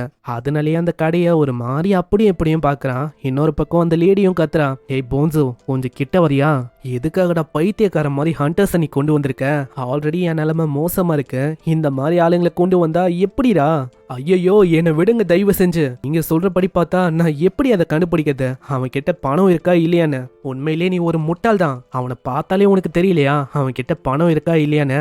இன்னொரு பக்கம் நம்ம ஹீரோவும் அங்க குழந்தைங்க செக்ஷனுக்கு போய் இதுதான் சின்ன பசங்க ட்ரெஸ் அப்படின்னு பாக்குறான். சைட்ல போங்ஸும் அங்க கத்திக்கினே இருக்கான். ஆமா நீ தானே சொன்ன, யாராச்சும் ரொம்ப கஷ்டப்படுற மாதிரி இருந்தா அவங்கள நீ தாராளமா கடைக்கு கொண்டு வரலான்னு. அடே பைத்தியக்காரா, நான் ஒரு வாட்டியோ இல்ல 2 வாட்டியோ தான் பண்ண சொன்னேன், இதே மாதிரி போச்சுன்னா கடைசியில நான் தான் ஒரு பிச்சைக்காரியா மாறுவேன். அப்படி இவங்க சண்டை போடும் போது நம்ம ஹீரோ அங்க கேக்குறான், எஸ்கியூஸ் மீ இங்க இருக்கிற துணியை நான் வாங்கணும்னு ஆசைப்படுறேன், கிட்ட சேஞ்ச் அவ்வளோக்கும் இல்ல, ஆனா 10 மில்லியனுக்கான செக் இருக்கு. அங்க செக்க பார்த்தோன்னே அவங்க ரியாக்ஷனே அப்படியே சேஞ்ச் ஆகுது. நான் நம்மாலு கிட்ட பணமே இருக்காது அப்படின்னு யோசிச்சாங்க, ஆனா 10 மில்லியன் கேட்டோன்னே அங்க பேசுறது என்ன, பழகுறது என்ன, கவனிக்கிறது என்ன அப்படின்னு அங்க ரொம்ப ராஜா வாழ்க்கை தான். அடே ஹிவாங் என்ன பண்ணிருக்கீங்க, உட்காருங்க, இந்த இடத்துல நீங்க என்ன வேணாலும் வாங்கலாம். சரி எனக்கு எந்த மாதிரி துணி வேணும்னா, ப்ரீ ஸ்கூல்ல படிக்கிற ஒரு பொண்ணு, அவளுக்கு எந்த சைஸ் ஃபிட் ஆகுமோ அந்த மாதிரி சைஸ்ல இருக்க துணியும், அது போக எனக்கும் துணி வேணும். ஓ அவ்வளவுதானே, இங்க அதுக்காக பயங்கரமான கலெக்ஷனே இருக்கு, இதோ பாருங்க. அங்க இதே மாதிரி ஏகப்பட்ட துணியை காட்டுறாங்க, எல்லாத்தையும் நம்மால 1 by 1 வாங்கிக்கிறான். ஒரு சைடு அவங்களுக்கு அழுவுறதா சிரிக்கிறதா அப்படின்னு தெரியல, நிறைய துணியை வித்துட்டாங்க, இதே மாதிரி எல்லா நாளும் இருக்காதா அப்படின்னு தான் அவங்களோட மைண்ட் வைஸும் இருக்கு. நான் சுத்தமா யோசிக்கல ஒரு நாள்ல இந்த மாதிரி அதிகமா சேல் ஆகும்னு. அட ஹிவாங் உங்களுக்கு இது எல்லாத்தையுமே டெலிவரி பண்ணுமா, அதையும் நாங்களே பண்றோம். அட அதெல்லாம் ஒண்ணும் வேணாங்க, இந்த விஷயத்த நானே பாத்துக்கிறேன். போங்ஸு இந்தா இது உனக்காக தான், அதே மாதிரி எனக்காக நீ ஒரு வேலையை பண்ணோம். இதுக்கப்புறம் அவங்க வேற ஒரு இடத்துக்கு வராங்க. அந்த போங்ஸு அந்த பையனும் சொல்றான், நீங்க கேட்ட மாதிரியே கிளீனா டீசெண்டா இருக்கிற மாதிரி ஒரு இடம் தான் இது, போலீஸ் ஸ்டேஷனும் பக்கத்துலயே தான் இருக்கு, ஓனரும் ரொம்ப நல்லவரு. அப்படியா சரி போங்ஸு கொஞ்ச நேரத்துக்கு இங்கே வெயிட் பண்ண, நான் சீக்கிரமா ஒரு மிஞ்சத்துல வரேன். ஆனா எனக்கு வந்து ஏதோ ஒரு விஷயம் சரியா பல்ல, ஏன்னா அவர்கிட்ட என்னதான் அவ்வளவு பணம் இருந்தாலும் என்கிட்ட இதுக்கு 1 lakh வான்னு தன்னோம், அது போக துணியா ஒரு தந்திருக்காரு. நான் கேள்விப்பட்டிருக்கேன் ரீசெண்ட் டேஸா நிறைய ஆளுங்க பணம் நிறைய விஷயம் தந்து பசங்களை கிட்னாப் பண்ணிருக்காங்க. நான் என்ன பண்றது, அப்படியே ஓடி போயிடுவா. ஆனா ஒரு சைடு அந்த அக்கா சொன்னபடி பார்த்தா இவரு ரொம்ப நல்ல ஒரு மாதிரி தெரியுறாரு. சரி இங்கே வெயிட் பண்ணி பார்க்கலாம். போங்ஸோ ரொம்ப நன்றி. உள்ள இருக்கிற அந்த ஆளு அவர் உண்மையிலேயே நல்லவரா இருக்காரு. நீ சொன்ன மாதிரியே இந்த இடமும் பர்ஃபெக்டா கிளீனா இருக்கு. இந்த கீயை வச்சுக்கோ. ஏன்னா உன்னை பார்க்கும் போது தெரியுது நீ வாழ்ற இடமும் இந்த தெரு தானே. ஆனா நீ கவலைப்பட வேணாம். ஒரு வருஷத்துக்கான ரெண்டை நான் கட்டிட்டேன். உன்னால இதுக்கு மேல நிம்மதியா வாழ முடியும். அதே மாதிரி மீல்ஸுக்கும் நீ கவலைப்பட வேணாம். அதுக்கும் நான் பே பண்ணிட்டேன். அதனால டைமுக்கு நீ சாப்பிடணும். உனக்கு புரியுதா? சரி நான் போறேன். என்ன இப்படி அவரு சொல்ல நம்ம ஆளுக்கு ரொம்ப கஷ்டமா இருக்கு. நான் என்ன யோசிச்சேன்னா இவர் என்ன கிட்னாப் பண்ண போறாரு அப்படின்னு நான் யோசிச்சேன். ஆனா இவர் உண்மையிலேயே ரொம்ப நல்லவரா இருக்காரு. என்னால சுத்தமா நம்ப முடியல. ஏன்னா உங்களை இப்பதான் ரீசெண்டா மீட் பண்ண. அதுக்குள்ள எனக்காக நீங்க எவ்வளவு விஷயத்த பண்றீங்க. எதுக்காக நீங்க எவ்வளவு விஷயத்த பண்ணோம். ஈவன் கிளாத், ரூம், சாப்பாடு கூட நீங்க அரேஞ்ச் பண்ணிருக்கீங்க. அது ஏன்னா உன்னை பார்க்கும் போது அப்படியே என்ன பாக்குற மாதிரி இருந்துச்சு. உன்னமா தான் ஒரு காலத்துல நானும் வாழ்றதுக்கு இடம் இல்லாம சாப்பாடு கூட இல்லாம ரொம்ப கஷ்டப்பட்டேன். ஆனா அதெல்லாம் பல வருஷத்துக்கு முன்னாடி ஏற்பட்டுச்சு. ஆனா ஏதோ ஒண்ணு நீ கவலைப்படாத. உனக்கு அப்படி ஒன்னும் ஆகாது. சரி குட் பை. நம்ம திரும்ப அப்புறமா சந்திக்கலாம். இப்படி நான் போயிடறான். சீன் அப்படியே டீமன் ரிலேத்துக்கு வந்து அந்த இடத்துக்கு வர அங்க கிம்னாரி பயங்கரமா கத்துறா. அட அங்கிள் நீங்க எங்க போனீங்க? உங்களை நான் எங்கெல்லாம் தேடுறது? நீங்க ஒரு வார்த்தையும் சொல்லாம அப்படியே ஓடி போயிட்டீங்க. அட என்ன சொல்ல இருக்க? எனக்காக சர்ப்ரைஸ் பண்ணுன்னு சொல்லி தான் நான் போனேனே. உனக்காக பிரசன்ட் எல்லாம் இருக்கு. இத பாரு. என்னது பிரசன்டா? சின்ன பொண்ணுக்கும் அந்த ட்ரெஸ் எல்லாம் பார்த்தோன்னே அவ்வளோ சந்தோஷம். ஹை இந்த கிளாத் ரொம்ப அழகா இருக்கு. இப்படின்னு அவ ஜாலியா இருக்கா. இப்படின்னு அங்க ஒரு கிளாத் அவ எடுத்து பாக்குறா. இன்னொரு பக்கம் லாஸ்டா அந்த எக காட்டுறாங்க. நம்மால அங்க துணியை மடிக்கும் போது அங்க அந்த சின்ன பொண்ணு குரல் கொடுக்குறா. மிஸ்டர் கொஞ்சம் என்ன பாருங்க. அந்த சின்ன பொண்ணு ரொம்ப அழகான ட்ரெஸ் போட்டு வரா. எனக்கு தெரிஞ்சு இது பிரிட்டியா இருக்குன்னு நினைக்கிறேன். ஆமா அது ரொம்ப பிரிட்டியா இருக்கு. அதுதான் உனக்கு ரொம்ப பிடிக்குமா என்ன? உண்மையை சொன்னா இன்னமும் நிறைய நான் ட்ரை பண்ண ஆசைப்படுறேன். அங்க இதுக்கப்புறம் அவ விதவிதமா ட்ரெஸ் போடுறா. பேண்ட், ஷர்ட்டுன்னு. அடுத்ததா பேய் மாதிரி வரா. ஹே நான் இப்போ பேயா இருக்கேன். பூ இது எப்படி இருக்கு? அட என்னம்மா நீ பண்ண இருக்க? அது எனக்குன்னு வாங்கின என்னோட டிஷர்ட்டு. இதே மாதிரி அங்க ரொம்ப எக்ஸைட்டடா அவ ஏகப்பட்ட துணியை போட்டு காட்டுறா. அந்த இடத்துல நம்ம ஆளுக்கு புரியுது அவ ரொம்ப ஜாலியா இதெல்லாம் என்ஜாய் பண்ண இருக்கான்னு. அங்க கடைசியா ஒரு ட்ரெஸ் அவ போட்டு வரா. மிஸ்டர் நான் டிசைட் பண்ணிட்டேன். இதுக்கு மேல இதுதான் போடலான்னு இருக்கேன். ஏன்னா இந்த ட்ரெஸ் எனக்கு ரொம்ப பிடிச்சிருக்கு. ஏன்னா நடுவில் பாருங்க அந்த கோழியை பார்க்கும் போது அப்படியே கூவை பார்க்குற மாதிரி இருக்கு. ஆனா கூ அங்க கத்தின்னு இருக்கு. ஆமா எந்த ஆங்கிள் பார்த்தா அந்த கோழி மாதிரி நான் இருக்கேன்? நான் என்ன அப்படியா இருக்கேன்? நான் நம்ம ஹீரோ சொல்றான். உண்மையிலேயே அது உனக்கு பக்காவா இருக்கு. அங்க இப்படி பேசும்போது அங்க கூவும் அந்த ட்ரெஸ் எல்லாம் பார்த்து கேக்குது. ஆமா இந்த அளவுக்கு அதிகமா நிறைய துணி இருக்கு. இதெல்லாம் நீ எங்க வைக்க போற? அதேதான் நானும் அதை பத்தி தான் யோசிச்சேன். அதுக்காக நம்ம என்ன பண்ணலாம்னா அதாவது நம்ம வீடை இன்னமும் பெருசாக்கி அதுக்குன்னு தனியா ஒரு இடத்தையும் உருவாக்கலாம். அப்போ நீ சொல்றபடி பார்த்தா இன்னமும் நிறைய மரத்தை வெட்டுற மாதிரி இருக்கும். ஆமா அதேதான். ஆனா நீ கவலைப்பட வேணாம். அதுக்கு வேற ஒருத்தன் இருக்கான் என்கிட்ட வெட்டுறதுக்கு. அங்க சியுக்கும் அப்படியே ஓடி வரான். நீங்க கொடுத்த அந்த ஸ்பெஷல் ட்ரைனிங்கை தான் நான் எவ்வளவு நேரமா பண்ணேன். அது போக உங்களோட ட்ரைனிங் எக்யூப்மெண்ட்டை நான் ரொம்ப பத்திரமா பாத்துக்கினேன். இந்தாங்க. ஆனா நம்ம ஆளுக்கு அங்க ஒண்ணுமே புரியல. ஆமா என்னது ட்ரைனிங் எக்யூப்மெண்டா? என்ன பத்தி பேசுற? வேற என்ன நீங்க கொடுத்த அந்த அவுட்ஃபிட் அதை பத்தி தான் நான் சொல்றேன். ஏன்னா அந்த ட்ரெஸ் முழுக்க பாய்சனால அப்படியே ஊறி போயிருந்துச்சு. அப்படி இருக்கும்போது அதை தொட்டா அவ்வளவுதான் காலி. ஆனா எனக்கு அப்ப புரியல. ஆனா கொடுத்தக்கு அப்புறம் தான் எனக்கு புரிஞ்சது இது ஒரு யூனிக்கான வழி. இது மூலமா தான் நீங்க இந்த அளவுக்கு ஸ்ட்ராங்கா மாறி இருக்கீங்க. ஒரு அப்சல்யூட்டான லிமிட்டையும் தாண்டி நீங்க உங்களை இன்னமும் புஷ் பண்ணிருக்கீங்க.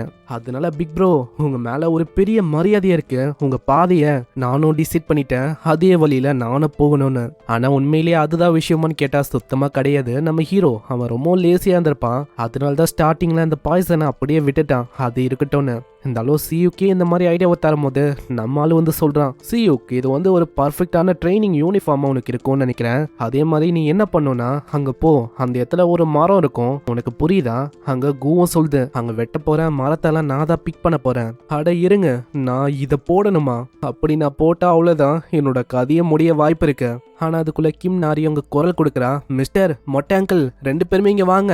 அங்க ஹீரோக்கு புரியல என்ன விஷயம்னு. அப்புறம் தான் அவ சொல்றான். இந்த முட்டையை பாருங்க அது ஹேட்ச் ஆக போகுதுன்னு நினைக்கிறேன். அந்த இடத்துல அதையே தான் அவங்க ஊத்து பாக்குறாங்க. அந்த முட்டையும் பயங்கரமா அப்படியும் இப்படியோ ஷேக் ஆயின்னு இருக்கு. அங்க சியூக்கு கொஞ்சம் பயமா இருக்கு. யாருக்கு தெரியும் இதுல இருந்து ரொம்ப பயங்கரமான மாஸ்டர் வந்துட்டா. ஆனா கிம் நாரிக்கு என்ன வந்தாலும் பரவாயில்ல அதை நான் பாத்துக்கிறேன் அப்படின்னு அவ ஜாலியா இருக்கா. அந்த முட்டையும் உடைய அதுக்குள்ள ஒரு பயங்கரமான கண்ணு தெரியும். அதை பாக்குற சியூக்கு ரொம்ப பயந்துறான். அந்த முட்டையில ஒரு பயங்கரமான காலு வருது. அதுல நகமும் இருக்கு. ஒரு மஞ்சள் கலர்ல ஒரு மிகப்பெரிய வாலும் வருது. வாயில ஒரு நீளமான நாக்கும் இருக்கு. அங்க அந்த மாஸ்டரும் வெளியில வர ஸ்டார்டிங்ல ஏதோ கொடூரமா இருக்கும் அப்படின்னு எல்லாருமே யோசிச்சாங்க. ஆனா அந்த மாஸ்டர் ரொம்ப கியூட்டா இருக்கு. அங்க சியுக்கும் ஒண்ணுமே புரியல. ஆமா, இந்த மாஸ்டர் என்ன ஒரு கோழியா இல்ல பாம்பா? இது வரைக்கும் இந்த மாதிரி ஒரு ஸ்பீசிஸை நான் பார்த்ததே இல்லை. இது ரொம்ப வியர்டா இருக்கு. ஆனா கிம் நாரிக்கு அப்படி இல்ல, இது ரொம்ப கியூட்டா தெரியுது. அங்க திடீர்னு அந்த குட்டி மிருகமும் அப்படியே தாவுமா, இது சியுக்கு மேல தாவுது. அடுத்த செகண்டே அந்த இடத்துல பயங்கரமா கத்துற சவுண்ட் தான் கேக்குது. இன்னொரு சைடு அவன் வேலைய ஆரம்பிக்கிறான். அந்த இடத்துல கூஸ் சொல்ல அவன் வெட்டி மரத்தெல்லாம் எடுத்துன்னு போறான். ஆனா அவனுக்கு இன்னமும் ஒரு மாதிரி இருக்கு. ஒரு சைடு உள்ள பாய்சன் இருக்கு. அதை லைட்டா ப்ரீட் பண்ணாலே அவ்வளவுதான், நான் இறந்து போகவும் வாய்ப்பு இருக்கு. ஆனா எனக்கு இப்போ புரியாத விஷயம் என்னன்னா, இந்த மாதிரி ட்ரெஸ்ஸியா இதுக்கு முன்னாடி அவர் போட்டு இருந்தாரு. இன்னொரு சைடு நம்ம ஆளு எல்லாத்தையுமே நல்லா மடிச்சு வைக்கிறான். அங்க கிம் நாரியோ சைட்ல சொல்றா, மிஸ்டர் இத பாருங்க, இது ரொம்ப கியூட்டா சாப்பிடுது. கிம் நாரி, இதுக்கு முன்னாடி நீ தானே அதை காப்பாத்தின, அதனாலதான் உன்கிட்ட இந்த அளவுக்கு அது க்ளோஸா இருக்கு.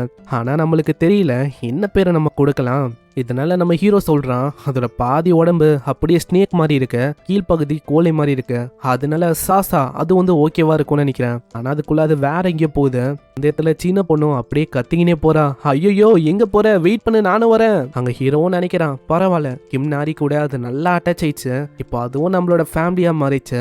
ஆனா ஏதோ ஒண்ணு, இந்த ஸ்பீசிஸை நான் இது வரைக்கும் பார்த்ததே இல்லை, இது ரொம்ப ரேரா இருக்கு. அங்க கூவும் அதேதான் யோசிக்குது, நானும் இதுக்கு முன்னாடி இந்த மாதிரி ஒரு மிருகத்தை பார்த்ததே இல்லை. ஆனா இந்த மாதிரி மிருகம் வேல்கனிக் ரீஜியன்ல இருந்திருக்குன்னா அப்போ கண்டிப்பா நம்ம கொஞ்சம் ஜாக்கிரதையா இருக்கணும். இதுங்களுக்கு பிளான்ஸ்னா ரொம்ப பிடிக்கும், முக்கியமா மேண்ட்ரகோராஸ். அதுங்க கிட்ட நிறையவே டிமானிக் எனர்ஜி இருக்கும்ல, அதனால அது மேல ஒரு கண்ணை வைக்கணும், அதை அட்டாக் பண்ணலாம், அதை சாப்பிடலாம் சொல்லி அதை நோக்கி போக வாய்ப்பு இருக்கு. அங்க இதே மாதிரியாவது அந்த சாசா அந்த மாஸ்டர் ஒரு டிமானிக் எனர்ஜியை சென்ஸ் பண்ண அது டைரக்டா மேண்ட்ரகோராஸ் அந்த செடியை நோக்கி போகுது.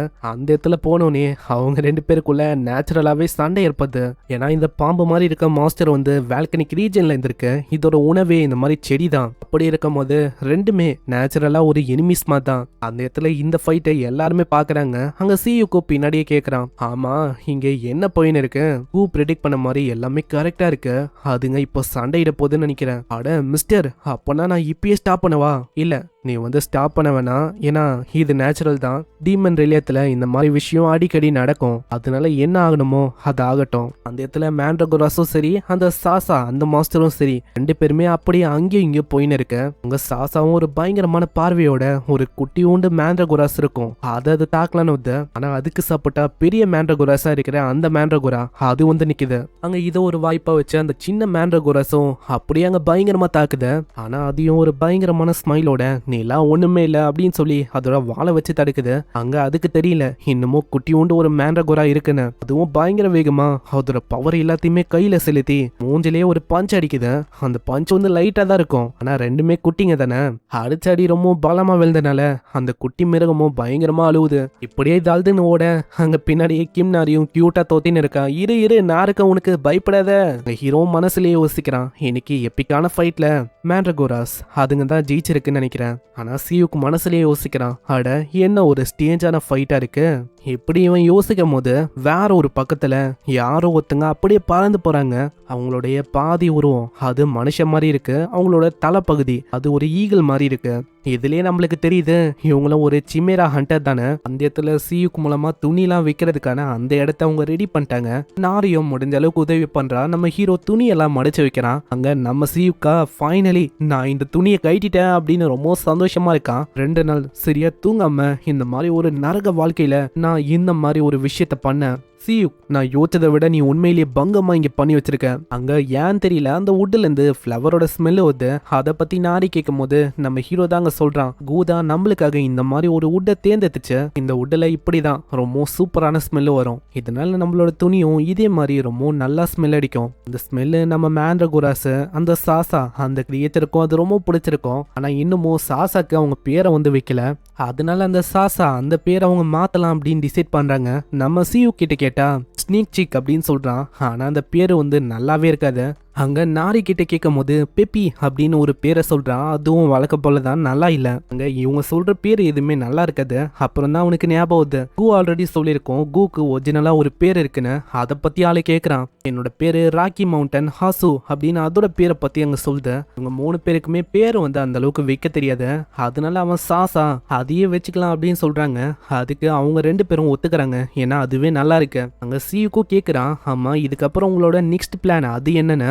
நம்மால இந்த வீடுக்கு ப்ரொடெக்ஷனா இருக்கணும்னு சொல்லி ஃபென்ஸை உருவாக்கலாம் அப்படின்னு சொல்றான். நீங்க சொல்றது உங்களுக்கே அநியாயமா இல்லையா? இந்த மாதிரி வீட்டை பார்த்தா யாரு தான் இங்க வருவா? உன்னால எப்பயுமே அப்படி சொல்ல முடியாது. ஏன்னா எஸ்ரங் மாஸ்டர் இவங்க வந்து வரதுக்கு நிறைய சான்ஸ் இருக்கு. நீ ஃபென்ஸை உருவாக்க போறேன்னா அதுக்கு ஸ்டடியான ஒரு மெட்டீரியல் வந்து உனக்கு தேவைப்படும். அதுக்கு டென்ஸான மேஜிக்கல் எனர்ஜியோட ஒரு ஸ்டடியான ஸ்டோன் இருக்கு. அதோட பேரு எல்லோ க்ளோயிங் ஸ்டோனு. அது கண்டிப்பா உதவியா இருக்கும். அதை கேட்டவுடனே அந்த ஸ்டோனை போட்டா எப்படி இருக்கும் அதெல்லாம் நம்மளால இமேஜின் பண்ணி யோசிக்கிறான். அப்புறம் என்ன, வாங்க நம்ம அந்த கோஸ்டல் ஏரியாவுக்கு போறோம். அந்த இடத்துல அந்த ஸ்டோனை நம்ம எடுக்கிறோம். இது கேட்கும் போது சின்ன பொண்ணுக்கு சந்தோஷமா இருக்கு, பீச்சுக்கு போறோன்னு. ஆனா நம்ம ஆளு ரொம்ப பயந்து போயிடறான். என்னது, நம்ம எல்லாருமே கோஸ்டல் ஏரியாவுக்கு போறோமா? இல்ல, உங்களுக்கு தெரியுமா அது எப்படிப்பட்ட இடம்னு? ஆனா இப்படி சொல்லும் போது மூக்குல இருந்து பயங்கரமா அங்க ரத்தமா ஊத்துது. அங்க இதே ஆக்டிங் அவன் போறான். என்னால வர முடியாது, என்ன தயவு செஞ்சு மன்னிச்சிருங்க. என்னோட உடம்புல டிமானிக் எனர்ஜி வந்து நிறையவே போயிடுச்சுன்னு நினைக்கிறேன். அதை நான் கிளீனிஃபை பண்ணும். ஒரு சைடு அவன் ரொம்ப ஜாலியா இருக்கான். நான் தப்பிச்சிட்டேன்னு, நீங்க போயிட்டு வாங்க. இங்க இருக்கிற இந்த மேண்ட்ரகோராஸ் இந்த செடியெல்லாம் நான் பாத்துக்கிறேன். நான் சீக்கிரமா இங்க வந்துருவேன். அதே மாதிரி நான் உங்ககிட்ட சொல்லி ஆகணும், அந்த கோஸ்டல் ஏரியா ரொம்ப ஆபத்தான இடம். அந்த இடத்துல ஏரங் ஹண்டர்ஸே போறதுக்கு ரொம்ப பயப்படுவாங்க. அந்த அளவுக்கு ஒரு பயங்கரமான கிரியேச்சர் அங்க இருக்கு. அதுவும் ஒண்ணு இல்ல, 2 டிசாஸ்டர் லெவல்ல இருக்க மாஸ்டர்ஸ் வந்து அந்த ஏரியாவை ரூல் பண்ணா. அதுங்க கிட்ட தப்பி தவறி கூட நீங்க மாட்டிக்காதீங்க. ஆனா என்னால இன்னமும் நம்ப முடியல, இந்த மாதிரி விஷயம் உங்களுக்கு தெரியாதா என்ன? ஹண்டர்ஸ் எல்லாம் சொன்னதை வச்சு பார்த்தா அதுங்களும் இதுக்கு முன்னாடி சிமேரா ஹண்டர்ஸா இருந்திருக்கு. லேப்ல இருந்து பல வருஷத்துக்கு முன்னாடி தப்பிச்சு வந்திருக்கு. அந்த கோஸ்டல் ஏரியா அதை தான் அவங்களோட ஹைட் அவுட்டாவும் மாத்தி வச்சிருக்குன்னு நினைக்கிறேன். அதுங்களோட முகம் அது மிருகம் மாதிரி இருக்கும். அதுங்களோட உடம்பு அது ஹியூமன் மாதிரி இருக்கும். இதை தான் நம்ம போன எபிசோட்லயும் பார்த்திருப்போம். அதே உருவம், அதாவது அதே சிமிரா அது அப்படியே வானத்துல பறக்குமா, அதை இன்னொருத்தன் பயங்கரமா தாக்குறான். ஆனா அது பட்ட உடனே பயங்கரமா அப்படியே தப்பிச்சு ஓட ஆரம்பிக்குது. பாத்தீங்களா அது பயந்து ஓடுற மாதிரிலாம் இருக்கு. ஆனா கேட்டபடி பார்த்தா இது ரொம்ப டிசாஸ்டர் லெவல்ல இருக்க மாஸ்டர் அப்படின்னு நான் கேள்விப்பட்டேன். ஆனா அப்படியெல்லாம் ஒன்றும் எனக்கு தெரியல. ஏன்னா அதுவே பயந்து ஓடும் போது நம்ம அதை விடக்கூடாது, சேஸ் பண்ணலாம். ஆனா அங்க இருக்கிற ஒரு நல்லா பாப்பாரா, அப்புறம் தான் உங்களுக்கு தெரியுது அது ஒன்றும் பயந்து ஓடல, அது பயங்கர வேகமா இவங்கள தான் தாக்க வருதுன்னு. அட என்ன பண்ணிருக்கீங்க, சீக்கிரம் டிஃபென்சிவ் பேரியரை ஆக்டிவேட் பண்ணுங்க. அங்க ஒரு பேரியரும் ஆக்டிவேட் ஆகுது. ஒரு சில செகண்ட்லயே அந்த பேரியரும் ஒட்டு மொத்தமா உடையுது. அங்க பயங்கர கொடூரமா அந்த சிமிராவும் தாக்குறதுக்கு வரமா. அங்க அவ்வளவுதான், கதையை முடிஞ்சிச்சு அப்படின்னு யோசிப்பாரு. ஆனா அதுக்குள்ள திடீர்னு நாரி அந்த பொண்ணு காப்பாத்துறா. அந்த சின்ன பொண்ணை பார்த்தோன்னே அந்த பறவை சிமிராக்கோ தெரியுது இதுவும் ஒரு சிமிரா தானே. கிம்மும் சொல்றான், அட ஸ்பேரோ அங்கிள், நீங்க இன்னும் கிடைக்கிற எல்லாருமே போலி பண்ணிருக்கீங்க, இதெல்லாம் சரியில்லை. ஆனா கிம் நாரி, நீ யோசிக்கிற மாதிரி இல்ல, இங்க விஷயம் அப்படியே தலைகீழ இருக்கிற மாதிரி இருக்கு. சைட்ல அந்த ஆளும் வேற ஒருத்தனுக்கு ரிப்போர்ட் பண்றான். அட பக்கத்துல அந்த மெக்கானிக்கல் கிரியேச்சர் அந்த சிமேரா அதுவும் இருக்குதுன்னு நினைக்கிறேன். இதை கேட்கும் போதே நம்ம ஆளுக்கு தெரியுது இவன் மேலேயும் ஒரு ட்ராக்கிங் டிவைஸ் இருக்குல்ல, அதனால தான் இவங்களால கண்டுபிடிக்க முடியுது. ஆனா ஏதோ ஒண்ணு, நீ என் கூட இருக்க, அப்படி இருக்கும் போது நீ கவலைப்பட வேணாம். அதே மாதிரி நான் யோசிக்கல, நான் உன்னை திரும்பவும் சந்திப்பேன். ஏய், என்ன உனக்கு தெரியலையா, நம்பர் 33 நீ என்னோட ரூம்மேட்டா இந்த, உனக்கு ஞாபகம் இல்லையா என்ன? இப்படி இவங்க 2 பேரும் அவங்களுக்குள்ள பேசும்போது பின்னாடியே அந்த ஆளுங்களும் யோசிக்கிறாங்க, இந்த ஆளு மேல எனக்கு டவுட்டா இருக்கு. ஆனா ஏதோ ஒண்ணு, இப்போதைக்கு தப்பிச்ச போதும் சீக்கிரமா போர்ட்டலை ஓபன் பண்ண. அந்த பேர்ட் சிமேராக்கும் நம்ம ஆளோட ஸ்மெல்ல வச்சு அங்க கண்டுபிடிச்சது நம்ம ஹீரோ இதுக்கு முன்னாடி சிமேரா வாழ்ந்திருக்கான். அவன் தான் நம்பர் 17. சீன் அப்படியே பாஸ்ட்டுக்கு போது 66 வருஷத்துக்கு முன்னாடி ஃபாரஸ்ட்ல டிபிஏ அப்படின்னு ஒரு லேப் இருந்துச்சு. அந்த இடமே ஒரு மாதிரி பரபரப்பா இருக்கு. ஏன்னா அந்த இடத்துல 2 சிமேரா அது தப்பிச்சா அந்த இடத்துல புடிங்கன்னு அப்படின்னு அவங்க கத்தின்னு இருக்காங்க. அங்க தப்பிச்சது வேற யாரும் இல்ல, நம்பர் 33 அதாங்க அந்த பறவை சிமிரா. அதான் அண்ணா, எனக்கு ரொம்ப கோல்டா இருக்கு, கவலைப்படாதமா, நம்ம சீக்கிரமா தப்பிக்கிறோம். ஆனா நான் இப்ப என்ன பண்றது அப்படின்னு எனக்கு தெரியல.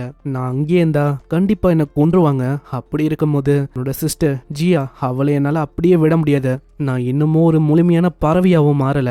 என்னோட ரக்க அதுவும் இப்போ சின்னதா இருக்கு. அது ஒண்டி நல்லா பெருசா இருந்தா இப்போதைக்கு என்னால தப்பிக்க வச்ச முடியும். ஆனா ஒன்ஸ் நாங்க இந்த காட்டை விட்டு வெளில போயிட்டாலே போதும், எங்களுக்கு யாராச்சும் ஒருத்தங்க உதவி பண்ணுவாங்க அப்படின்னு ஒரு நம்பிக்கை தான். அந்த இடத்துல நான் இப்படி ஓடும் போது நம்பர் 17 அவனை பார்த்தேன். ஆமா, என்னாச்சு, நீங்க எதுக்கு இந்த பக்கம்? ஏன்னா இந்த மாதிரி டைம்ல நீங்க லேப்ல தானே இருக்கணும். நான் கேள்விப்பட்டேன் என்னோட சைடு எஃபெக்ட்ஸ் அது வந்து இப்போ ரொம்ப பேடா இருக்குன்னு.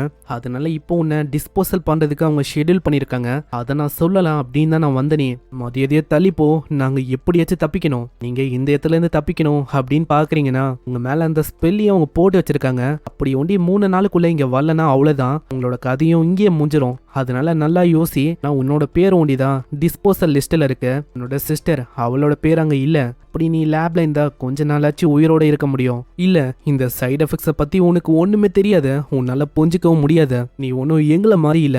அப்படியே பாஸ்ட்டுக்கு போது அந்த இடத்துல சைடு எஃபெக்ட்ஸ் ஆகும்போது பர்ட் சிமிராக்கு பயங்கரமா தலையெல்லாம் வலிக்குது. பிரதர், இப்படி நம்ம கஷ்டப்படுறதுக்கு ஓடி போயிடலாமா? ஏன்னா நான் வந்து நார்மலா பழையபடி வாழணும் அப்படின்னு ஆசைப்படுறேன். அது ஒரு நாள் இருந்தா கூட பரவாயில்ல இப்படின்னு அந்த விஷயத்தெல்லாம் யோசிச்சுட்டு அங்க தங்கச்சி அவன் சைடா வைக்கிறான். அந்த இடத்துல சண்டை போறதுக்கு அவன் தயாராகிறான். எனக்கு ஒரு நாள் நிம்மதியா வாழ்ந்தா கூட போதும், அதுக்கு உன்ன மாதிரி ஒருத்தங்கிட்ட நான் சண்டையிடுறதுக்கும் தயாரா இருக்கேன், வா என் கூட சண்டையிடு. ஆனா அதுக்குள்ள நம்ம ஹீரோ போர்ட்டலை ஆக்டிவேட் பண்ணிடுறான். அங்க இதை பாக்குற அந்த பர்ட் சிமிராவும் ரொம்ப ஷாக் ஆகுது. அட உன்கிட்ட கேட்டுக்கான ஸ்டோனா, அது வந்து உன்கிட்ட எப்படி இருக்கு? நான் சொல்ற விஷயத்த கேளு. அப்படி நீ வந்து டீமன் ரிலேட்டுக்கு கிராஸ் ஆனா உனக்கு ரெண்டு விஷயம் நடக்கும். ஒன்னு, டிமானிக் எனர்ஜியால ஹியூமன் செல் கன்சியூம் செய்யப்பட்டு நீ இறக்குறதுக்கு வாய்ப்பு இருக்கு. இல்லையா நம்ம உடம்புல இருக்க மாஸ்டருடைய செல்ஸ் அது மூலமா அப்சர்வ் செய்யப்பட்டு உனக்கு எதுவுமே ஆகலைன்னா நீ பழையபடி இருக்கலாம். ஸோ எல்லாமே உன்கிட்ட தான் இருக்க, உள்ள போறியா? உன்கிட்ட தான் எல்லா விஷயமும் இருக்கு, உன்னால விஷயங்களை மாற்ற முடியும் அப்படின்னு சொன்னா நீ வந்து உள்ள போகலாம். அதே டைம்ல உன் மேல இருக்கிற அந்த ஸ்பெல்லு அது டீமன் ரிலியம்ல ஒர்க் ஆகாது அங்க இப்படின்னு எல்லா விஷயத்தையும் அவங்க சொல்லியிருப்பான். அங்க போகும்போதும் அந்த பர்ட் சிமிராவும் கேக்குது, எனக்கு ஒரு விஷயம் தெரியுமா, நம்ம இது வரைக்கும் ரூம்மேட்ஸா இருக்கோம். அப்படி இருக்கும் போதும் நம்ம ரெண்டு பேருக்கு நம்மளோட உண்மையான பேரு அது கூட தெரியாது. ஆனா என்னோட பேரை நான் இது வரைக்கும் உன்கிட்ட சொல்லல. என்னோட பேரு என்ன தெரியுமா? டூபியம். உன்னோட பேரு? என்னோட பேரா சியாங் இப்படின்னு அவங்களுக்கு தெரிய வந்திருக்கும். அந்த இடத்துல அந்த ஹண்டர்ஸோ தப்பிக்கலாம் ட்ரை பண்றாங்க. ஆனா அதுக்குள்ள நம்ம ஹீரோ ஏதோ ஒரு விஷயத்த அங்க பரப்புறான். அதனால அவங்க என்ன பண்ண வந்தாங்க, என்னென்ன பண்ணாங்க எதுவுமே அவங்களுக்கு தெரியல. இப்படின்னு எல்லா விஷயத்தையும் அவங்க மறந்து போயிடறாங்க. அங்க போர்ட்டல் வழியா நம்மால அனுப்பிடுறான். அவன் கிட்ட ஒரு ஹப்ஸுக்கான செல்ஸ் வந்து அவனோட உடம்புல இருக்கு. அது மூலமா இப்போ ரீசெண்டா அந்த மெமரிஸை ஒட்டு மொத்தமா அழிக்க முடியும். அந்த விஷயத்த தான் அங்க பண்ணிருக்கான். அப்பனா எல்லா விதமான செல்ஸை போட்டு உன் மேல டெஸ்ட் பண்ணிருக்காங்களா? ஆமா நண்பா, ஏகப்பட்ட விஷயம் நடந்துச்சு, அதெல்லாம் உனக்கு சொல்றேன். நம்பர் 17, என்ன உண்மையிலேயே நீ ரொம்ப சர்ப்ரைஸ் ஆக்கிட்ட. அங்க இப்படி ஒரு சொல்லும் போது அங்க சின்ன பொண்ணு கேக்குறா, மிஸ்டர் அங்கிள் ஸ்பேரோ வந்து உங்களோட ஃப்ரெண்டா என்ன? ஆமா, அவரை பத்தி உனக்கு தெரியாதா? அவரு ஸ்பேரோ ட்ரைப்ல இருந்து வந்திருக்காரு. என்னது ஸ்பேரோ ட்ரைபா? கிம்னாரி உனக்கு தெரியாதா என்ன? உன்னோட கோகனட் ட்ரைபும் ஸ்பேரோ ட்ரைபும் இதுக்கு முன்னாடி ஃப்ரெண்ட்ஸா இருந்தாங்க. அங்க இது வந்து ஆப்வியஸா போய் தான், ஆனா அதை வந்து மறைக்கணும் சொல்லி, ஆமா ஆமா சொல்றது உண்மைதான், நான் தான் வந்துட்டேன் அப்படின்னு அவ புலம்பின்னு இருக்கா. அங்க கிம்னாரியும் ஸ்பேரோ அங்கிள் கிட்ட சொல்றான், என்னை மன்னிச்சிருங்க ஸ்பேரோ அங்கிள், நான் இதுக்கு முன்னாடி உங்களை அடிச்சதுக்கு காரணம் நீங்க கெட்டவரு அப்படின்னு நான் யோசிச்சேன். ஆனா இப்பதான் தெரியுது நம்ம ஒரு நல்ல ஃப்ரெண்ட்ஸ்னு. ஆனா இப்படி இவ சொல்லும் போது அவ வயிற்றுல இருந்து பயங்கரமா பசி எடுக்குது. அங்க நம்ம ஹீரோ கிட்ட அவ கேக்குறான், மிஸ்டர் எனக்கு ரொம்ப பசியா இருக்கு.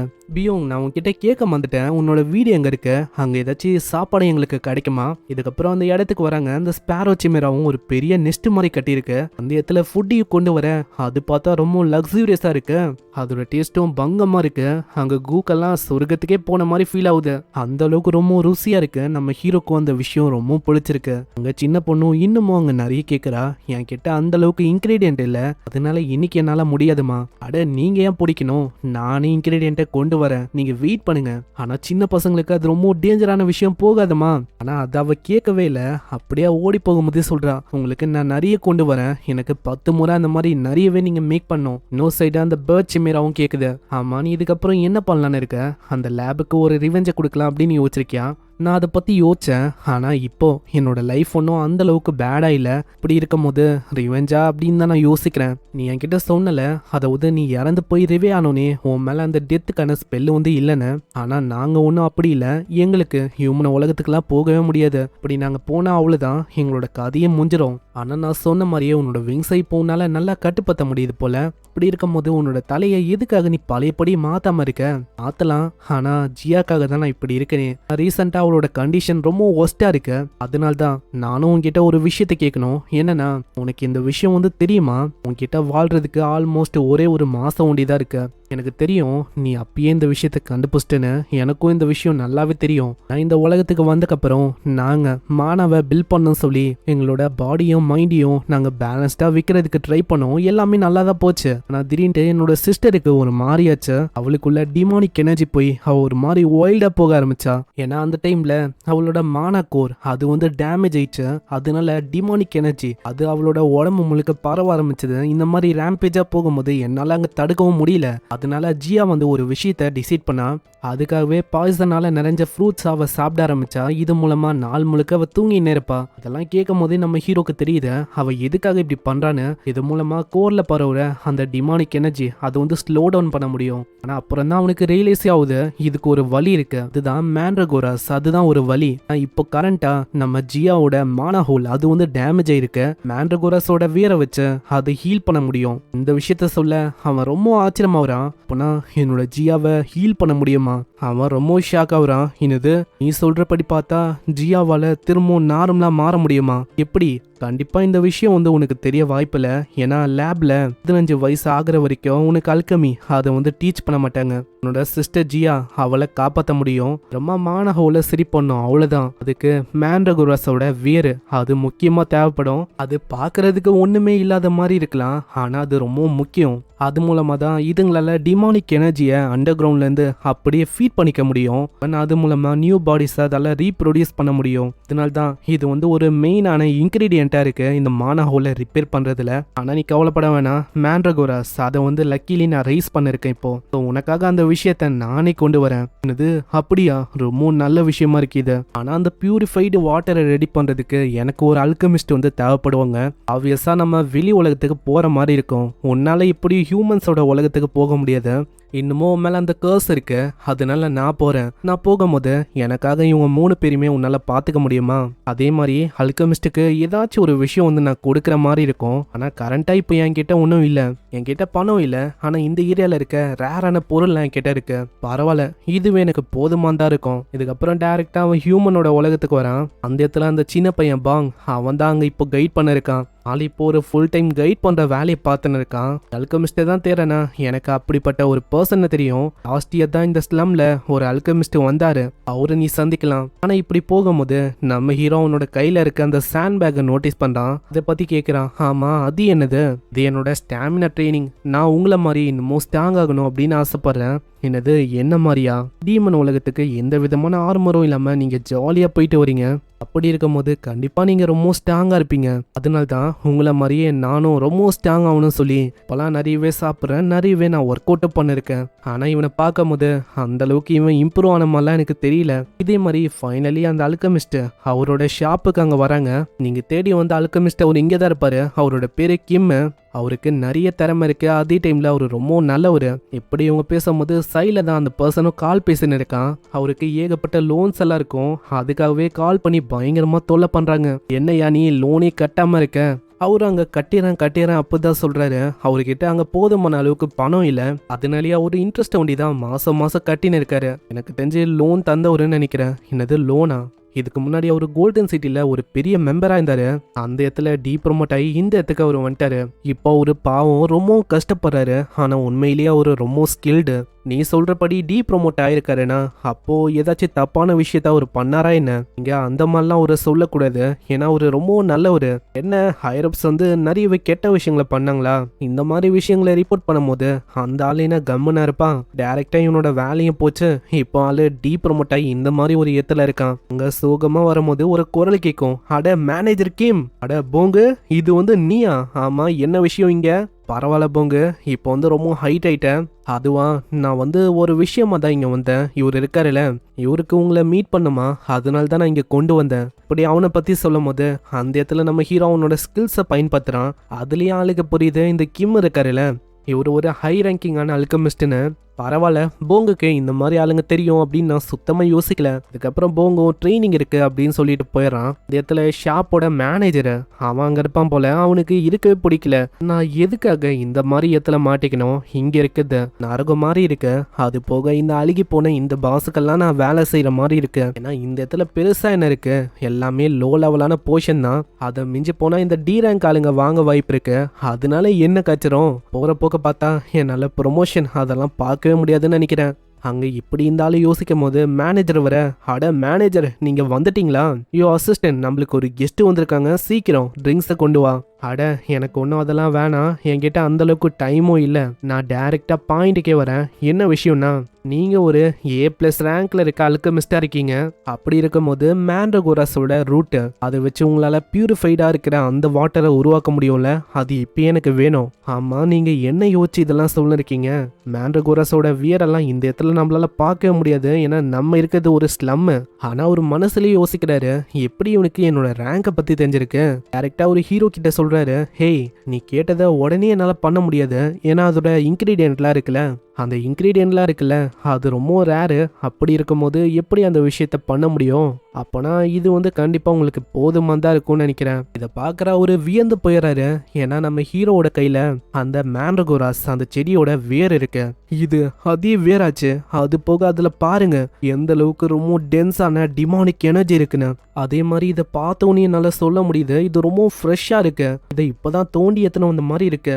இந்த மாதிரி ஒரு விஷயத்த என்னோட கண்ணால நான் பார்த்ததே இல்லை. நீங்க அந்த விஷயத்த சீக்கிரமா ரெடி பண்ணுங்க. என்கிட்ட கரண்டா இப்ப பணம் இல்லை, ஆனா அதுக்கு பதிலாக கோஸ்டல் ரீஜன்ல இருந்து கொண்டு வந்த சில பல பொருள் இருக்கு. அதை நீங்க அப்ரைசல் பண்ணி வேல்யூவா நீங்க எடுத்துக்கலாம். அங்க ரொம்ப ரேரான விஷயத்தெல்லாம் எடுத்து வைக்க அவரு ரொம்ப ஷாக் ஆகுறாரு. அட இதுக்கு வாய்ப்பே இல்ல, இங்க இருக்கிறது எஸ் ரேங்க் போல் தானே, இது எந்த அளவுக்கு ரேருனா ஹெட் குவார்ட்டர்ல கூட இது யாருக்கிட்டையும் இல்ல. இவன் எனக்காக இப்போ 3 கொண்டு வந்திருக்கானா இப்படின்னு தான் அவரோட ரியாக்ஷன் இருக்கு. அந்த இடத்துல அசிஸ்டன்ட்டும் ஒரு பொருளை பார்த்து இன்னும் ஆச்சரியமா வரான். நான் இந்த மாதிரி விஷயத்த அவங்க பார்த்ததே இல்லை, அதுவும் ரொம்ப ஃப்ரெஷ்ஷா இருக்கு. ஏதோ இப்போதான் இதை கொண்டு வந்த மாதிரி உயிரோட இது இருக்கு. ஆமா, இது ரெட் மாஸா? இது போஷனை உருவாக்குறதுக்கு ரொம்ப டாப்பான கிரேட்ல இருக்க இன்கிரீடியன்ட். இது அந்த அளவுக்கு கிடைக்கவே கிடைக்காது. அப்படி இருக்கும் போது இதை எப்படி இவரு கொண்டு வந்தாரு? இந்த விஷயம் உங்களோட ஃபீக்கு போதுமா இருக்கும்னு நினைக்கிறேன். அட போதுமாந்தா, இதை வச்சு உங்களால ஒரு பில்டிங்கே வாங்க முடியும். அப்படி இருக்கும் போது என்ன சொல்ல இருக்கீங்க நீங்க? அதை அப்ரைசல் பண்றதை பத்தி அவங்க 2 பேரும் பேசுறாங்க. இப்படி இவங்க பேசும்போது சைட்ல நம்ம ஆளு பாக்குறான். அங்க ஒரு மேண்ட்ரகோரா அந்த செடி ஒரு பாட்டில கிடக்குது. ஆமா, நீங்க சொன்னீங்க உங்ககிட்ட மேண்ட்ரகோராஸ் அந்த செடி இல்லைன்னு. ஆனா என் கண்ணு முன்னாடி ஒன்று இருக்கிற மாதிரில இருக்கு. அதை பத்தியா நீ கேட்குற? அது 10 வருஷம் ரொம்ப பழசு. அது போக அது இறந்து போயிடுச்சு. அதே மாதிரி அந்த செடி கிட்ட இப்போ கரண்டா எந்த விதமான மெடிக்கல் பவர்ஸும் இல்லை. நான் சின்ன பையனா இருக்கும் போது இந்த மேண்ட்ரகோராஸ் செடி மேல எனக்கு பயங்கர ஆர்வம். அதனால தான் இதை பாட்டில போட்டு இப்போ வச்சிருக்கேன். ஆனா இந்த செடி இன்னமும் சாகல. அட நீ என்ன சொல்ல இருக்க, இன்னமும் சாகலையா? நல்லா இந்த செடியை பாருங்க. இப்போ என்னோட மானாவை இதுக்கு ஃபீட் பண்றேன். இப்போ இது ரெஸ்பாண்ட் பண்ண இருக்கு. இது பாக்குற ஒரு ரொம்ப ஷாக் ஆகுறாரு. என்னது, எப்படி அது உயிரோட இருக்கு? நானும் அதிக முறை அதை ஃபீட் பண்றதுக்கு ட்ரை பண்ணேன். நான் என்னதான் அதுக்கு போதுமான அளவுக்கு மானாவை ஃபீட் பண்ணாலும் அந்த இடத்துல அதுக்கு போதுமான அளவுக்கு பத்தலையா என்ன? அங்க இப்படி இவங்க பேசும்போது அங்க இன்னொருத்தனும் வரான். ஓய் மேனேஜர் கிம், உன்னை பார்த்தே ரொம்ப நாள் ஆச்சு. ஆமா என்னாச்சு, நீங்க எதுக்காக இங்க வந்திருக்கீங்க? அது என்னன்னா, இந்த மாதிரி இடத்துல ரொம்ப அரிய வகையான பொருள்லாம் வந்திருக்கு அப்படின்னு நான் கேள்விப்பட்டேன். அதுக்காக தான் சரி நானே வந்துடலான்னு டைரக்டா வந்துட்டேன். எனக்கு இப்பதான் புரியுது, இதுக்கு பின்னாடி இருக்கிறது அந்த பார்க்கு அவன் தான். வைத்திய மட்டும் எதுக்கு இந்த ஆளுகிட்ட சொன்னானோ? அது போக எப்படியும் அவன் ஸ்பீடா எவ்வளவு தூரம் வந்துட்டான். ஆமா தம்பி, நீ தான் அந்த அரிய வகையான பொருள்லாம் கொண்டு வந்திருக்கியோ? நான் யாருன்னு தெரியுமா? நான் தான் ஜிஜியோங். நான் கோல்டு சிட்டி பிரான்ச்சோட எக்ஸிக்யூட்டிவா இருக்கேன். என் கூட வந்தனா உன்னை நாங்க அற்புதமா ட்ரீட் பண்ணுவோம். உனக்கான மரியாதையும் உனக்கு கிடைக்கும். ஆனா மேனேஜர் கிம் கூட ஆல்ரெடி டீல் ஆயிடுச்சு. அட என்னப்பா நீ இரிட்டேட் ஆக்கின்னு இருக்க? என்ன யோசி, இந்த மாதிரி ஒரு கேவலமான இடத்துல உனக்கு என்ன கிடைக்கும் அப்படின்னு யோசிக்கிறேன். வெறுமா என் கூட வா, கான்ட்ராக்ட போடு, உன் கண்ணு முன்னாடி ஏகப்பட்ட விஷயம் வரும். இப்படி ஒரு சொல்லும் போது அந்த மூக்கில் இருக்க அந்த மோலை அவன் பார்க்குறான். ஆமா, உங்க மூக்கில் இந்த மோலை இருக்குன்னா அப்போ டியோக்கு நீ நல்லாவே கெஸ் பண்றப்பா தம்பி. அவரு தான் என்னோட கிராண்ட் ஃபாதரு. அப்படியா? உங்களோட ஜீன் அப்படியே மேட்ச் ஆகுது, ஒரே மாதிரி தான் இருக்காங்க. ஏன்னா அந்த கிராண்ட் ஃபாதர் இருக்கால, அவன் தான் நம்மளால சிம்மிராவை மாத்திருப்பான். ஸ்டார்டிங்ல நம்ம ஹீரோவை ஏகப்பட்ட கொடுமையும் பார்த்திருப்பான். அதெல்லாம் ஞாபகம் வந்தோடனே பயங்கரமா அவனுக்கு கடுப்பாகுது. ரசை எமிட் பண்ணும் போதே அவன் சொல்றான், எப்படி உன்னோட கிராண்ட் ஃபாதர் இருந்தானோ அதே மாதிரி தான் நீயும் இருக்க, மாறவே இல்லை. ஏன்னா உன்னோட கிராண்ட் ஃபாதரு அவனும் இதே மாதிரி தான். அவன் கிட்ட பகச்சிக்கினா அவ்வளவுதான், பவர்ஸை வச்சு ஒண்ணுமே இல்லாம ஆக்கிடுவான். அதே மாதிரி தான் நீயும் இருக்க. ஆமா என்ன ஆச்சு? ஒரு நான்சென்ஸ் மாதிரி எதோ சொல்ல இருக்க. நான் கேட்குற கொஷினுக்கு ஆன்சரை கூட. அந்த டிபிஏ அது இருக்குதா இல்லையா? டிடிஏ இந்த மாதிரி ஒரு நேம் நான் கேள்விப்பட்டதில்ல. உண்மையிலேயே உனக்கு தெரியாதா என்ன? உன்னோட தாத்தா அங்கதான் ஒர்க் பண்ணிருந்தாரு. இல்ல நீ சொல்றது என்னால நம்ப முடியாது. ஏன்னா அவரு ரொம்ப நல்லவரு. அது போக அவரு ரிட்டையர் ஆகும்போது அவர்கிட்ட இருக்கிற ஒரு காயினை கேட் விக்டமா இருக்கிற ஃபேமிலிஸுக்கு டொனேட் பண்ணாரு. அதுக்கப்புறம் தான் அவருக்கு கோல்டு பீஸ் அவார்டு அப்படின்னு ஒரு அவார்டும் கிடைச்சது. ஓ அப்படியா விஷயம். நிறைய பசங்களை கொன்னக்கப்புறம் அது எல்லாத்தையுமே மறைக்கணும் அப்படின்னு சொல்லி இந்த மாதிரி விஷயங்களை பண்ணியிருக்கான். நான் ஏதோ ஒண்ணு நான் என்ன யோசிச்சேன்னா அவன் கண்டிப்பா உயிரோட இருப்பான் அப்படின்னு யோசிச்சேன். ஏன்னா ஒரு அவைக்கன்னு. ஆனா நான் சுத்தமா யோசிக்கல அவன் எப்பயோ இறந்து போயிட்டானே. அப்படி பார்த்தா அவன் விண்டோ வழியா கீழே விழும்போது தான் இறந்து போயிருக்கான். அதானே? ஆமா. இந்த விஷயம் எப்படி இவனுக்கு தெரியும்? பப்ளிக் யாருக்குமே இந்த விஷயம் தெரியவே தெரியாது. ஏன்னா அந்த பர்சனை தள்ளி விட்டது வேற யாரும் இல்ல, அது நான் தான். ஏன்னா அவன் பண்ணதுக்காக தான் நான் அப்படி பண்ணேன். ஏகப்பட்ட பசங்களை கிட்னாப் பண்ணி அவங்க எல்லாரையுமே அவன் சிமிராசா மாத்துவானா. அது எல்லாத்தையுமே சால்வ் பண்றதுக்கு இதுதான் ஒரு வழியா எனக்கு இருந்துச்சு. அதுக்கப்புறம் அந்த டிமானிக் கேட் வழியா நான் அந்த பக்கத்துக்கு போயிட்டேன். நான் உனக்கு கடைசியா ஒரு வாய்ப்பு தரேன். மரியாதையா போ. அந்த லேப் இன்னமும் எக்ஸிஸ்ட் ஆகுதான் தேடி கண்டுபிடி. நான் டைம் வரும்போது கண்டிப்பா உன்னை தேடி வருவேன். நம்ம ஹீரோ எதுக்காக இந்த அளவுக்கு ரொம்ப கோவமா இருக்கானா, அவன் 9 வயசுல இருக்கும்போது இப்போ அவனை கொண்டு போய் ஏகப்பட்ட ரிசர்ச் பண்ணாங்க. அவன் மேல பண்ணாத எக்ஸ்பெரிமெண்டே இல்ல. அதனால அவன் 20ஸ்க்கு வரும்போது அவனோட உடம்பே வித்தியாசமா மாறி இருக்கும். என்னோட மெமரிஸும் அப்படியே கொஞ்சம் கொஞ்சமா ஃபேட் ஆக ஆரம்பிச்சது. யாரு என்ன எதுவுமே எனக்கு தெரியல. இப்போ சொல்றதை நான் பண்ற மாதிரி இருந்துச்சு. இன்ஸ்டிங்ஸை ஃபாலோ பண்ணி நான் வாழ ஆரம்பிச்சேன். நான் சுத்தமா யோசிக்கல. டைம் ரொம்ப வேகமா போயிடுச்சு. அது போக இப்போதைக்கு அந்த லேப் இருந்தா கண்டிப்பா அதோட பேரை மாத்திருக்கும்னு நினைக்கிறேன். அந்த இடத்துல கிம்மோ அந்த மேண்ட்ரகுராஸ் வேற வச்சு அந்த போஷனை உருவாக்கிறாரு. நீங்க சொன்ன மாதிரியே நான் இதை ரெடி பண்ணிட்டேன். ஆமா கிம்ம, ஏ கிரேட் ஆல்கமிஸ்ட்னா சும்மாவா? நீங்க கொண்டு வந்த இன்கிரீடியன்ட்லாம் ரொம்ப அற்புதமா இருந்துச்சு. அதனாலேயே இது சீக்கிரமா ரெடி ஆயிடுச்சு. அங்க இன்கிரீடியன்ட்டை அவன் கேல்குலேட் பண்ணும்போது நம்ம ஹீரோ எல்லா பொருளையும் அவனே வச்சுக்கலாம்னு சொல்ல அவன் இன்னமும் ஷாக் ஆகுறான். ஆமா நீங்க என்ன சொல்றீங்க? அதாவது நானே எல்லாத்தையும் வச்சுக்கலாமா? அது என்னன்னா நீ இது எல்லாத்தையுமே வச்சுக்கலாம். நம்ம எதுக்கு ஒரு எக்ஸ்க்ளூசிவான கான்ட்ராக்டை போடக்கூடாது? கேட்குற கிம் ரொம்ப எமோஷனல் ஆயிடுறான். அங்க அழுவ ஆரம்பிச்சிடறான். ஆமா கிம் என்ன ஆச்சு? எதுக்காக நீ அழுவுற? உங்களுக்கு தெரியுமா சின்ன வயசுல இருந்து நான் ஸ்லம்ல வந்தேன். நான் ரொம்ப கஷ்டப்படுற ஃபேமிலில இருந்து வந்தவன். நான் சின்ன பையனா இருக்கும் போது நான் படிக்கணும்னு சொல்லி எங்க அப்பா அம்மா ஏகப்பட்ட லோன்ஸை வாங்கினாங்க. என்னால கண்டிப்பா அதை ரீபே பண்ண முடியும் அப்படின்னு நான் யோசிச்சேன். ஆனா நான் என்னதான் உழைப்ப போட்டாலும் என்னால அந்த விஷயங்களை ரீபே பண்ண முடியல. நான் ஒரே இடத்துல தான் ஸ்டக் ஆயிருந்தேன். நீங்க பண்றதெல்லாம் பார்த்தா நான் எப்படி உங்களுக்கு ரீபே பண்ண போறேன் எனக்கு சுத்தமா தெரியல. நீ எதை பத்தியும் கவலைப்பட வேணாம். அதான் நான் இருக்கல. ஃபியூச்சர்ல எனக்கு உன்னோட உதவி தேவைப்படும். அதுக்காக தான் நான் இப்படி சொல்றேன். இதுக்கப்புறம் சீன் அப்படியே டீமன் ரிலேட்டுக்கு வந்து அந்த இடத்துல ஜியா அவளோட கண்ட்ரோல் இழந்துட்டா. அவ தண்ணி அறியாம பிரதரை அப்படி போச்சுன்னு இருக்கா. ஜியா நீ என்ன பண்ணிருக்க? நான் சொல்றது கேளு ஜியா. அவ கேட்காம அப்படியே தூக்கி போட்டாரா. எனக்கு தெரிஞ்சு என்கிட்ட வேற வழி இல்ல. நான் ரொம்ப லேட் பண்ணிட்டேன். அங்க சின்ன பொண்ணும் கத்திக்கினே வரா. அட அங்கிள் உங்களுக்கு எதுவுமே ஆகல, நீங்க ஓகே தானே? ஆல்ரெடி நான் அவன் கிட்ட ப்ராமிஸ் பண்ணியிருக்கேன். அப்படி இருக்கும் போது உங்க 2 பேருக்கு நான் எதுவும் ஆக விட மாட்டேன். ஆல்ரெடி நீங்க என்னை காப்பாத்திருக்கீங்க. அப்படி இருக்கும் போது ஜியா உன்ன நெக்ஸ்ட் லைஃப்ல இப்படின்னு ஒரு விஷயத்த சொல்லிங்கனே அவங்க 2 பேரும் அட் டைம்ல தாக்க வருவாங்க. திடீர்னு ஒரு ஜெல்லி மாதிரி இருக்க விஷயம் ஜியா மேல அப்படியே விழுது. அவருக்கு அங்க ஒண்ணுமே புரியல. நல்லா பார்த்தா நம்ம ஹீரோ தான். ஆமா என்ன பண்ணிருக்க? ஹேய் நீ என்ன பண்ணிருக்க? அவ என்னோட சிஸ்டரு. அப்படியா? அப்போ நீயே சொல்லு. அவளை ஸ்டாப் பண்ண இதை விடவும் நல்ல வழி இருக்கா? அங்க இதை கேட்டோன்னே அவன் கம்முன்னு ஆயிரான். ஒரு சைடு அங்க மெடிசனை பத்தி கேக்குறான். ஆமா சேயாங் உன்கிட்ட மெடிசன் வந்து இருக்கா? அதை எப்படி நான் கொண்டு வராம இருப்பேன்? உங்களுக்காக நான் கொண்டு வந்துட்டேன். சீக்கிரம் அவகிட்ட கொடு. அதுக்கப்புறம் நைட் ஆகுது. அங்க 2 பேருமே நிம்மதியா தூங்குறாங்க. அங்க ஜியா எழுந்துக்கும் போது பக்கத்துல அந்த சின்ன பொண்ணும் அப்படியே கொரட்டை விட்டு தூங்குறா. அங்க ஜியாக்கு ஒண்ணுமே புரியல. ஆமா நான் என்ன கனவு காண்றேன்னா சைட்ல அவங்க 2 பேருமே உட்காந்து இருக்காங்க. ஆமா யாரு நீ? எதுக்காக நீங்க இருக்க? அட ஸ்பேரோ ஆன்ட்டி என்ன ஆச்சு? எதுக்காக இவ்வளவு சத்த போறீங்க? என்னது ஸ்பேரோ ஆன்ட்டியா? ஜியா எழுந்துட்ட போல. உன்னோட மானா ஹோல செக் பண்ணு. என்னது என்னோட மானா ஹோலா? ஆமா என்ன ஆச்சு? இது எப்படி ஃபிக்ஸ் ஆச்சு? இது நார்மலா இருக்கு. என்னோட ஃபேஸும் இப்போ பழையபடி இருக்கு. ஆமா பிரதர் என்ன ஆச்சு? இவங்கெல்லாம் யாரு? எனக்கு எதுவுமே புரியல. ஜியா உனக்கு என்ன ஆச்சு? நீ தான் அடிக்கடி சொல்லுவ அந்த பையனை பார்க்கணும்னு. நீங்க இப்படி சொல்லாதீங்க. அப்பனா என் முன்னாடி இருக்குது நம்பர் 17 இது. ஆமா ஜியா இது அவனே தான். அகேன் அவன் தான் நம்மள காப்பாத்திருக்கான். அங்க இது கேக்குற ஜியாக்கு ரொம்ப சந்தோஷமா இருக்கு. அங்க ஜியாவும் மாஸ்க கைட்டிட்டு சொல்றான். இங்க 2 பேரை சேவ் பண்ணதுக்கு ரொம்ப நன்றி. இந்த சின்ன பொண்ணு சைட்ல இருக்க விஷயத்த பார்த்து ரொம்ப ஆச்சரியமாவரா. ஆமா என்ன இது இந்த அளவுக்கு ஜொலிப்பா இருக்கு? அதுவா அதுதான் சீ ஃபேரி. என்னது சீ ஃபேரியா?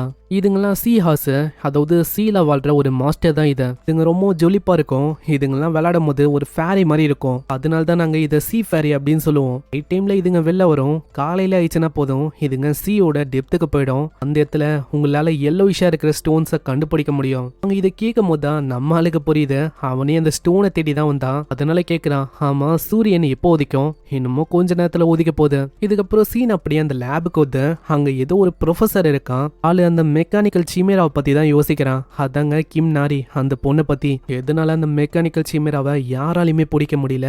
இது வரைக்கும் 10 பீரங் ஹண்டர் உள்ள போய் பார்த்துருக்காங்க, ஆனா யாராலையுமே அதை பிடிக்க முடியல. எல்லா அட்டெம்ப்டும் ஃபெயில் ஆனதுதான் மிச்சம். அதனால நம்ம என்ன பண்றது? அட ப்ரொஃபசர், நான் கேள்விப்பட்டேன் அது இந்த கோஸ்டல் ரீஜன்ல தான் மறைஞ்சிருக்கான். ஏன்னா இப்பதான் ஒரு கேங் அங்க போச்சு. அவங்க கிட்ட இந்த விஷயங்களை பத்தி கேட்டா அவங்களுக்கு ஒண்ணுமே தெரியல. அவங்க எல்லா விஷயத்தையும் வந்துட்டாங்க. ஆனா லக்கிலி அவங்களோட ட்ராக்கர் அது வந்து கடைசியா எங்க ட்ராக் ஆயிருக்குன்னா ஹியூமன் ரிலேட்டோட அந்த கோஸ்டல் ரீஜன் அங்கதான் ட்ராக் ஆயிருக்கு. கண்டிப்பா அந்த இடத்துல தான் அந்த மெக்கானிக்கல் சிமேராவும் இருக்கும். அங்க திடீர்னு ஒரு கால் வருது. அது வேற யாரும் இல்ல, அதே ஆளுதான். ஆமா டைரக்டர், நான் உன்கிட்ட ஒரு விஷயத்த கேட்கணும். உனக்கு இந்த டிபிஏ அதோட ரிசர்ச் லேபை பத்தி ஏதாச்சும் தெரியுமா? என்ன சொல்லிருக்கேன், நானே ஃபர்ஸ்ட் டைம் இப்பதான் இந்த மாதிரி ஒரு ரிசர்ச் லேபை பத்தி கேள்விப்பட்டிருக்கேன். உண்மையிலேயே உங்களுக்கு தெரியாதா என்ன? ஏன்னா பல வருஷத்துக்கு முன்னாடி அந்த மாதிரி ஒரு ரிசர்ச் லேப் இருந்திருக்கான். இல்லீகலா ஏகப்பட்ட விஷயங்களை அவங்க பண்ணியிருக்காங்களாம். அதெல்லாம் உண்மையா என்ன? இல்ல எனக்கு வந்து அந்த மாதிரி ரிசர்ச் லேப் இருக்கு அப்படின்னு எனக்கு தெரியாது. நீ சொல்லிதான் எனக்கு தெரியுது. ஏன்னா உன்னோட கிராண்ட் ஃபாதர் அவர் வந்து ரொம்ப ஹானஸ்டான மேனு, ஒரு நிறையவே நல்ல ரிசர்ச் எல்லாம் பண்ணியிருக்காரு இப்படின்னு சொல்லி அவன் காலை கட் பண்ணிடுறான். ஆனா அதுக்கப்புறம் தான் ஒரு பயங்கரமான ஸ்மைல் அவன் கொடுக்குறான். அந்த விஷயங்களை எப்படி எங்களால மறக்க முடியும்? ஏன்னா நானும் அவரும் தான் ஏகப்பட்ட விஷயங்களை அந்த டைம்ல பண்ணோம். ஆனா எனக்கு புரியாத விஷயம் என்னன்னா, அந்த இல்லீகலான லேபை பத்தி யாருக்குமே தெரியாது. இப்படி இருக்கும் போது அவனோட கிராண்ட் சன்னா இருக்கிற இவனுக்கு எப்படி எல்லா விஷயமும் தெரிஞ்சிருக்கு? இப்படி ஒரு யோசிக்கும் போதே அங்க இன்னொருத்தரும் தட்டுறாரு, உள்ளவா. டைரக்டர், நம்ம அந்த விஷயத்த பண்ணிட்டோம். என்னது பண்ணிட்டோமா? அப்படின்னா சீக்கிரம் கொண்டு வா. ஆமா டைரக்டர், நீங்க சொன்ன மாதிரி அந்த லிக்விட் மெட்டலையும் அந்த மேண்ட்ரகோராவையும் நாங்க கம்பைன் பண்ணோம். இப்போ அது லிக்விட் மெட்டல் மேண்ட்ரகோராவா மாறிச்சு. பரவாயில்லையே, இது உண்மையிலேயே மாசா இருக்கு இந்த காம்பினேஷன். இதுக்காக தான் நான் வெயிட் பண்ணேன். இது ஒரு லிக்விட் மெட்டல் மேண்ட்ரகோராவா இருக்கு. இதை வச்சு அந்த மெக்கானிக்கல் கிரியேச்சரை அசால்ட்டா பிடிக்க முடியும். ஏன்னா ரெண்டுமே சேமான ப்ராப்பர்ட்டி தான். அப்படி இருக்கும் போது ரெண்டுமே ஒன்னா இணையும். அதனால சீக்கிரம் எல்லாருமே எல்லா ஹண்டர்ஸுக்கும் ஆர்டர் கொடுங்க. இப்பயே அந்த மெக்கானிக்கல் கிரியேச்சரை நம்ம பிடிச்சாவணும். சீக்கிரமா நம்ம ட்ராக் பண்ணணும். அது போக பவுண்டியை ட்ரிபிள் மடங்கு ஏத்துங்க. நம்மளுக்கு இன்னைக்கே அது வேணும். ஏன்னா இருக்கிறதுலேயே ரொம்ப மாஸ்டர் பீஸான கிரியேஷன்னா அதுதான் அப்படின்னு கிம் நாரியை பத்தி இவங்க பேசுறாங்க. நம்ம ஹீரோ அவனோட வீட்டுக்கு வரதுக்கு ஆஃபர் பண்றான். தாராளமா வரலாம், ஏன்னா எனக்குன்னு ஒரு குக்கியும் நான் வச்சிருக்கேன். ஆனா என்ன ஒண்ணு, அவனோட மண்டை சொட்டையா இருக்கும். அப்போனா நீ வந்து இப்படி சொல்லாத. அதாவது நீ டீமன் ரிலேயத்துல இருக்கிறியா என்ன? என்னப்பா ஆச்சு? அப்போனா உன்னோட பழைய உலகம், அதாவது நீ இதுக்கு முன்னாடி வாழ்ந்த இடத்துக்கு போகணும் அப்படின்னு ஆசைப்படுறியா என்ன? வெல், அப்படின்னு என்னால சொல்ல முடியாது. இதுக்கு முன்னாடி என்னோட பழைய வாழ்க்கையில அந்த அளவுக்கு நல்ல மெமரிஸ் இருக்கான்னு கேட்டா கண்டிப்பா கிடையாது. ஆனா நான் பார்க்க ஆசைப்படுறேன் இந்த மாதிரி வெளி உலகம் எப்படி இருக்குன்னு. அப்படியா? ஆனா உனக்கு ஒரு விஷயம் தெரியுமா? உன்னோட பாடியில இருக்க அந்த டெத், அந்த ஸ்பெல்லை என்னால எடுக்க முடியும். இதை கேட்குற ஆளு ரொம்ப ஆச்சரியமாகறான். என்னது எப்படி? அதுதான் என்ன விஷயம்னா, வெளி உலகத்துல கிம் அப்படின்னு ஒரு அல்கெமிஸ்ட் எனக்கு தெரியும். அவரு ரொம்ப ஸ்கில்டு. அது போக இப்போ நான் ரீசெண்டா பியூரிஃபைடு வாட்டரை கொண்டு வந்தேன்ல, அது அவரு வழியா தான் கொண்டு வந்தேன். ஸோ அதனால வாய்ப்பு வந்து இருக்கு. அப்படி உனக்கு இன்ட்ரெஸ்ட் இருக்கு அப்படின்னு சொன்னா கண்டிப்பா நான் ட்ரை பண்றேன். நான் வெளி உலகத்துக்கு போறதுக்கும் போக முடியாம இருக்கிறதுக்கும் ஒரு பெரிய அளவுல டிஃபரன்ஸ் இருக்கு நண்பா. ஆனா அதுக்குன்னு உன்னோட நம்பிக்கையை ரொம்ப அதிகமா வச்சிடாது. என்ன எனக்கு புரியல, எதுக்காக எங்களுக்காக நீ ஹெல்ப் பண்ணிருக்க? ஏன்னா நான் உனக்காக இது வரைக்கும் எதுவுமே பெருசா அப்படி பண்ணதில்ல. நீங்க ரெண்டு பேரும் ஜாலியா இருக்குத ஜஸ்ட் வாட்ச் பண்ணும் அப்படின்னு நான் ஆசைப்படுறேன், அவ்வளவுதான். ஏன்னா நான் இப்படி யோசிக்கிறேன், அதாவது உங்களுக்கு ஹெல்ப் பண்ணும் போது எனக்கான பதிலும் எனக்கு கிடைக்கும் அப்படின்னு நான் யோசிக்கிறேன். அங்க திடீர்னு அந்த இடத்துல பபிள்ஸா வரும். ஜியா அவங்க சொல்றான், அண்ணா சீக்கிரமா போச்சலுங்க. அங்க இப்படி சொல்ல அவரும் அப்படி இழுக்கிறாரு. நம்ம ஹீரோக்கு தேவையான அந்த ஜொலி ஜொலிப்பான ஸ்டோன் அது நிறையவே அங்க இருக்கு. ஆமா, இந்த அளவுக்கு நீங்க மைண்ட் பண்ணி கொண்டு வந்திருக்கீங்க. ஆமா அதேதான். உண்மையை சொன்னா நான் ஸ்விம் பண்ணியே ரொம்ப நாள் ஆச்சு. ஆனா இது ரொம்ப ஃபன்னா இருந்துச்சு அப்படின்னு அந்த சின்ன பொண்ணு சொல்றான். கீழே இருக்க உலகம் ரொம்ப அற்புதமா இருந்திருக்கும். எங்க பார்த்தாலும் சீ ஃபேரிஸ் தான் இருந்துச்சு. அது பின்னாடி போகும்போது தான் அந்த எல்லோ பேலஸா இருக்கிற அந்த ஸ்டோன்ஸ் அவங்க கண்டுபிடிச்சாங்க. அது வழியா தான் இவங்க இந்த அளவுக்கு ஒரு மலை மாதிரி அவங்க கொண்டு வந்திருக்காங்க. அங்க எல்லாமே ஓகே தான். ஆனா இது எல்லாத்தையுமே எப்படி ஃபாரஸ்ட்டுக்கு மூவ் பண்ணலாம் அப்படின்னு யோசிச்சிருக்கேன். நான் ஸ்டார்டிங்ல இந்த விஷயத்த பத்தி யோசிச்சேன். அப்படியே அப்படியே அவன் மேல பாக்குறான். ஒரு பேரட் மாதிரி இருக்கிற ஒரு பறவையும் பறக்குது. அது என்ன பேரட்டா? அது பெருசாவும் ரொம்ப அழகாவும் இருக்கு. அதை பாக்குறதுக்கு அழகா இருக்கு அப்படின்னு சொல்றியா? ஆனா கிட்ட வந்தா நீ அப்படி சொல்ல மாட்ட. ஆனா கிட்டல இருந்து பார்த்தனா 4 மீட்டருக்கு மேல அது ரொம்ப பெருசு. அது யாராச்சும் சீண்டி விட்டுட்டா போதும், அவ்வளவுதான். அது விடவே விடாது. அது ரொம்ப ஆபத்தான மிருகம். அதனாலயே நாங்களே அதை சீன மாட்டோம். ஆனா நம்ம ஹீரோ அதையே பார்த்து நிற்பானா?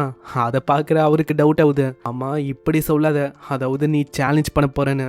நான் ஜஸ்ட் யோசிக்கிறேன். அதாவது இந்த பொருள்லாம் தூக்குறதுக்கு ஒரு ட்ரக் வேணும் அப்படின்னு யோசிச்சேன். ஆனா இது வந்து பக்காவா இருக்கும்னு நினைக்கிறேன். அதுக்கப்புறம் அந்த மேண்ட்ரகோரஸை காட்டுறாங்க. அதுவும் அங்க நிம்மதியா இருக்கு. அங்க சியூக்கு அவனோட ட்ரைனிங் பண்ண இருக்கான். அவனோட மானா ஹோல் அது இப்போ வழக்கத்தை விட ரொம்பவும் பெருசாயிடுச்சு. இதே மாதிரி போச்சுன்னா எனக்கு கனவா இருக்கிற அந்த ஏரங்க கண்டிப்பா என்னால அடைய முடியும். அதுக்கு தான் நான் காத்துன்னு இருக்கேன். இப்படி ஆளு யோசிக்கும் போது ஏதோ ஒரு சவுண்டு கேட்கும். என்னன்னு பார்த்தா அந்த வித்தியாசமான மேண்ட்ரகோரா பின்னாடி வந்து விழமா. ஆமா என்ன அது? அதுவும் வித்தியாசமா அங்க ஃபேஸ வச்சுன்னு இருக்க. ஹேய் ஃபேஸ் அப்படி வைக்காத, ரொம்ப கேவலமா இருக்க. இப்படி இவங்க பண்ண இருக்கும் போது முன்னாடி சியூக்கு அப்புறம் தான் அவங்க பாக்குறாங்க.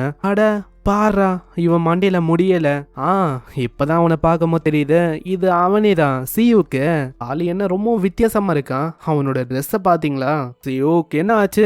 ஒரு காட்டுவாசியா நீ மாறிட்டியா? உங்க சியூக்கு ரொம்ப கடுப்பா இருக்கு. ஏன்னா இந்த ஆளுங்க இருக்காங்களே, இவங்க தான் இதுக்கு முன்னாடி எக்ஸாமினேஷன் எடுக்கும் போது ரொம்ப பயங்கரமா கலாச்சிருப்பாங்க. அதனாலயே அவன் யோசிக்கிறான், இவங்களுக்கு இங்க என்ன வேலை, எதுக்காக இங்க வந்திருக்காங்க? அங்க இப்படி இவன் சொல்லும் போது அந்த 3 சின்ன சின்ன மேண்ட்ரகோராஸ் அது நம்ம சியூக்கு முன்னாடி வந்து நிக்குமா. அட இது அந்த வைல்டு மேண்ட்ரகோராஸ் தானே. இங்க நம்ம கண்ணு முன்னாடி 3 இருக்கு. அப்படி இருக்கும் போது இதோட வேலை அது எந்த அளவுக்கு போகும்? ஏய் சின்ன பையா, என்ன ஆச்சு? ரொம்ப உனக்கு கோவமா இருக்கோ? நாங்க சும்மா இந்த பக்கம் வந்தோம். தெரியாதனமா உன்னோட டெரிட்டரிக்கு வந்தனால உனக்கு ரொம்ப கடுப்பா இருக்கு. நாங்க எதுவுமே பண்ண மாட்டோம். சின்ன பையா இங்க வா, இங்க வா. நான் என்ன பண்றது? நம்ம சியாங் அவரு வளர்த்த மேண்ட்ரகோராஸ் இது. அப்படி இருக்கும்போது கண்டிப்பா நான் தான் அதை ப்ரொடெக்ட் பண்ணோம். ஆனா அந்த மேண்ட்ரகோராஸ் வெறுமா காலை ஊண்டி தான் அப்படியே தட்டுது. அதுக்கே ஒரு பயங்கரமான ஃபோர்ஸ் வெளிப்பது. ஆளு அப்படியே பறந்து போய் சைல விடுறான். அங்க திடீர்னு அக்கா தங்கச்சியா இருக்கிற அந்த சிமேராஸ் அவங்க வராங்க. உங்களுக்கு புரியல. ஆமா என்னாச்சு? எதுக்கு பூமியே ஒரு மாதிரி அதுது? இங்கதான் அவனோட வீடும் இருக்கு. ஆனா அப்படி இருக்கும் போது இவங்க யாரு? இன்னொரு பக்கம் பேர்டு மேல பொறுமையா வரான். அந்த பேர்டு ரொம்ப களைச்சி போயிருக்கு. அங்க பின்னாடியே கிம்னாரியும் கேக்குறான். ஆமா மிஸ்டர், இது எதுக்கு ரொம்ப ஸ்லோவா இருக்கு? அது எனக்கு தெரிஞ்சு நான் டீம் பண்ணும் போது ரொம்ப பயங்கரமா இதை அடிச்சிட்டேன்னு நினைக்கிறேன். இப்படி இவன் சொல்ல இருக்கான். இந்த சைடு நம்ம சியுக்கு ரொம்ப பயந்து போயிடறான். ஆமா எதுக்காக எனக்கு கொண்டு இப்படி நடக்கணும்? எனக்கு நல்லாவே தெரியுது இவங்க 2 பேரும் அவங்க தான். அதாவது கோஸ்டல் ரீஜன்ல ரொம்ப பயங்கரமான மாஸ்டர்ஸ் இருக்கு அப்படின்னு சொன்னாங்க. அந்த மாஸ்டர்ஸ் இங்க எதுக்கு வரணும்? அப்பனா இப்படி இருக்குமோ? ஆல்ரெடி அவங்க 2 பேர் வேற அங்க போனாங்க. ஏதாச்சும் பிரச்சனையா இருக்குமோ? இப்ப எனக்கு வேற வழியும் இல்ல. இங்க வந்தா அந்த 3 பேர் கூட தான் டீம் பண்ற மாதிரி இருக்கும்னு நினைக்கிறேன். ஆனா அதுக்குள்ள ஜியா சொல்றான். ஆமா சியாங் சொன்ன குக்கு அது நீதானா? உன்னோட அப்பியரன்ஸை வச்சு பார்த்தா அது நீதான் நினைக்கிறேன். ஐயோ தள்ளி போயிடுங்க, எனக்கு தெரியல மாஸ்டர்ஸால எப்படி பேச முடியுது. ஆனா அப்புறம் தான் ஆளு யோசிக்கிறான். என்னது ஒரு நிமிஷம், நீங்க என்ன சொன்னீங்க? அதாவது சியாங் சொன்ன குக்கா? உங்களுக்கு எப்படி சியாங் தெரியும்? சியாங் அவன் வந்து என்னோட ஃப்ரெண்டு தான். என்னது? அப்போனா இவங்க கூடயும் அவன் ஃப்ரெண்ட்ஸ் ஆயிட்டானா? எனக்கு சத்தியமா புரியல அவர் வந்து எப்படிப்பட்டவருன்னு. சரி அது இருக்கட்டும். இந்த ஆளுங்க இந்த 3 பேர் யாரு? ஏன்னா இவங்களை பார்க்கும் போது கெஸ்ட் மால எனக்கு தெரியல. இப்படி ஒரு சொல்லும் போது நம்ம சியுக்கு ஒரு ஐடியா வருது. எப்படியெல்லாம் அவங்க கலாச்சிருப்பாங்க, இதையே ஒரு ஆப்பர்ச்சுனிட்டியா பயன்படுத்த வேண்டியதான். இவங்க எதுக்காக வந்தாங்கன்னா நம்ம சேங்க வளர்க்குற மேண்ட்ரகோராஸை திருடணும் அப்படின்னு சொல்லி தான் இவங்க வந்திருக்காங்க. அதுக்கப்புறம் 1 hour கழிச்சு என்ன ஆச்சு அப்படின்னு காட்டுறாங்க. ஃபைனலி நம்ம ஹீரோ அங்க இறங்குறான். அங்க வரும்போதே அவன் சொல்றான், என்னதான் நம்ம நிறைய இடத்துக்கு போனாலும் வீடு தான் எப்பயுமே பெஸ்ட். அந்த பறவையும் ரொம்ப டயர்டா இருக்கு. அங்க இதனால அவன் ரெஸ்ட் எடுக்க சொல்றான். இது வரைக்கும் இந்த அளவுக்கு ஹைட் எல்லாம் பறந்ததே இல்ல. அதனால அதுக்கு கண்ணெல்லாம் ஒரு மாதிரி கிருகிருன்னு சுத்துது. இன்னொரு சைடு வந்த 3 பேரும் வசமா மாட்டிக்கிறாங்க. அங்க ஹீரோ கேக்குறான், ஆமா இந்த 3 ஏரங் ஹண்டர்ஸ் இங்க என்ன பண்ண இருக்காங்க?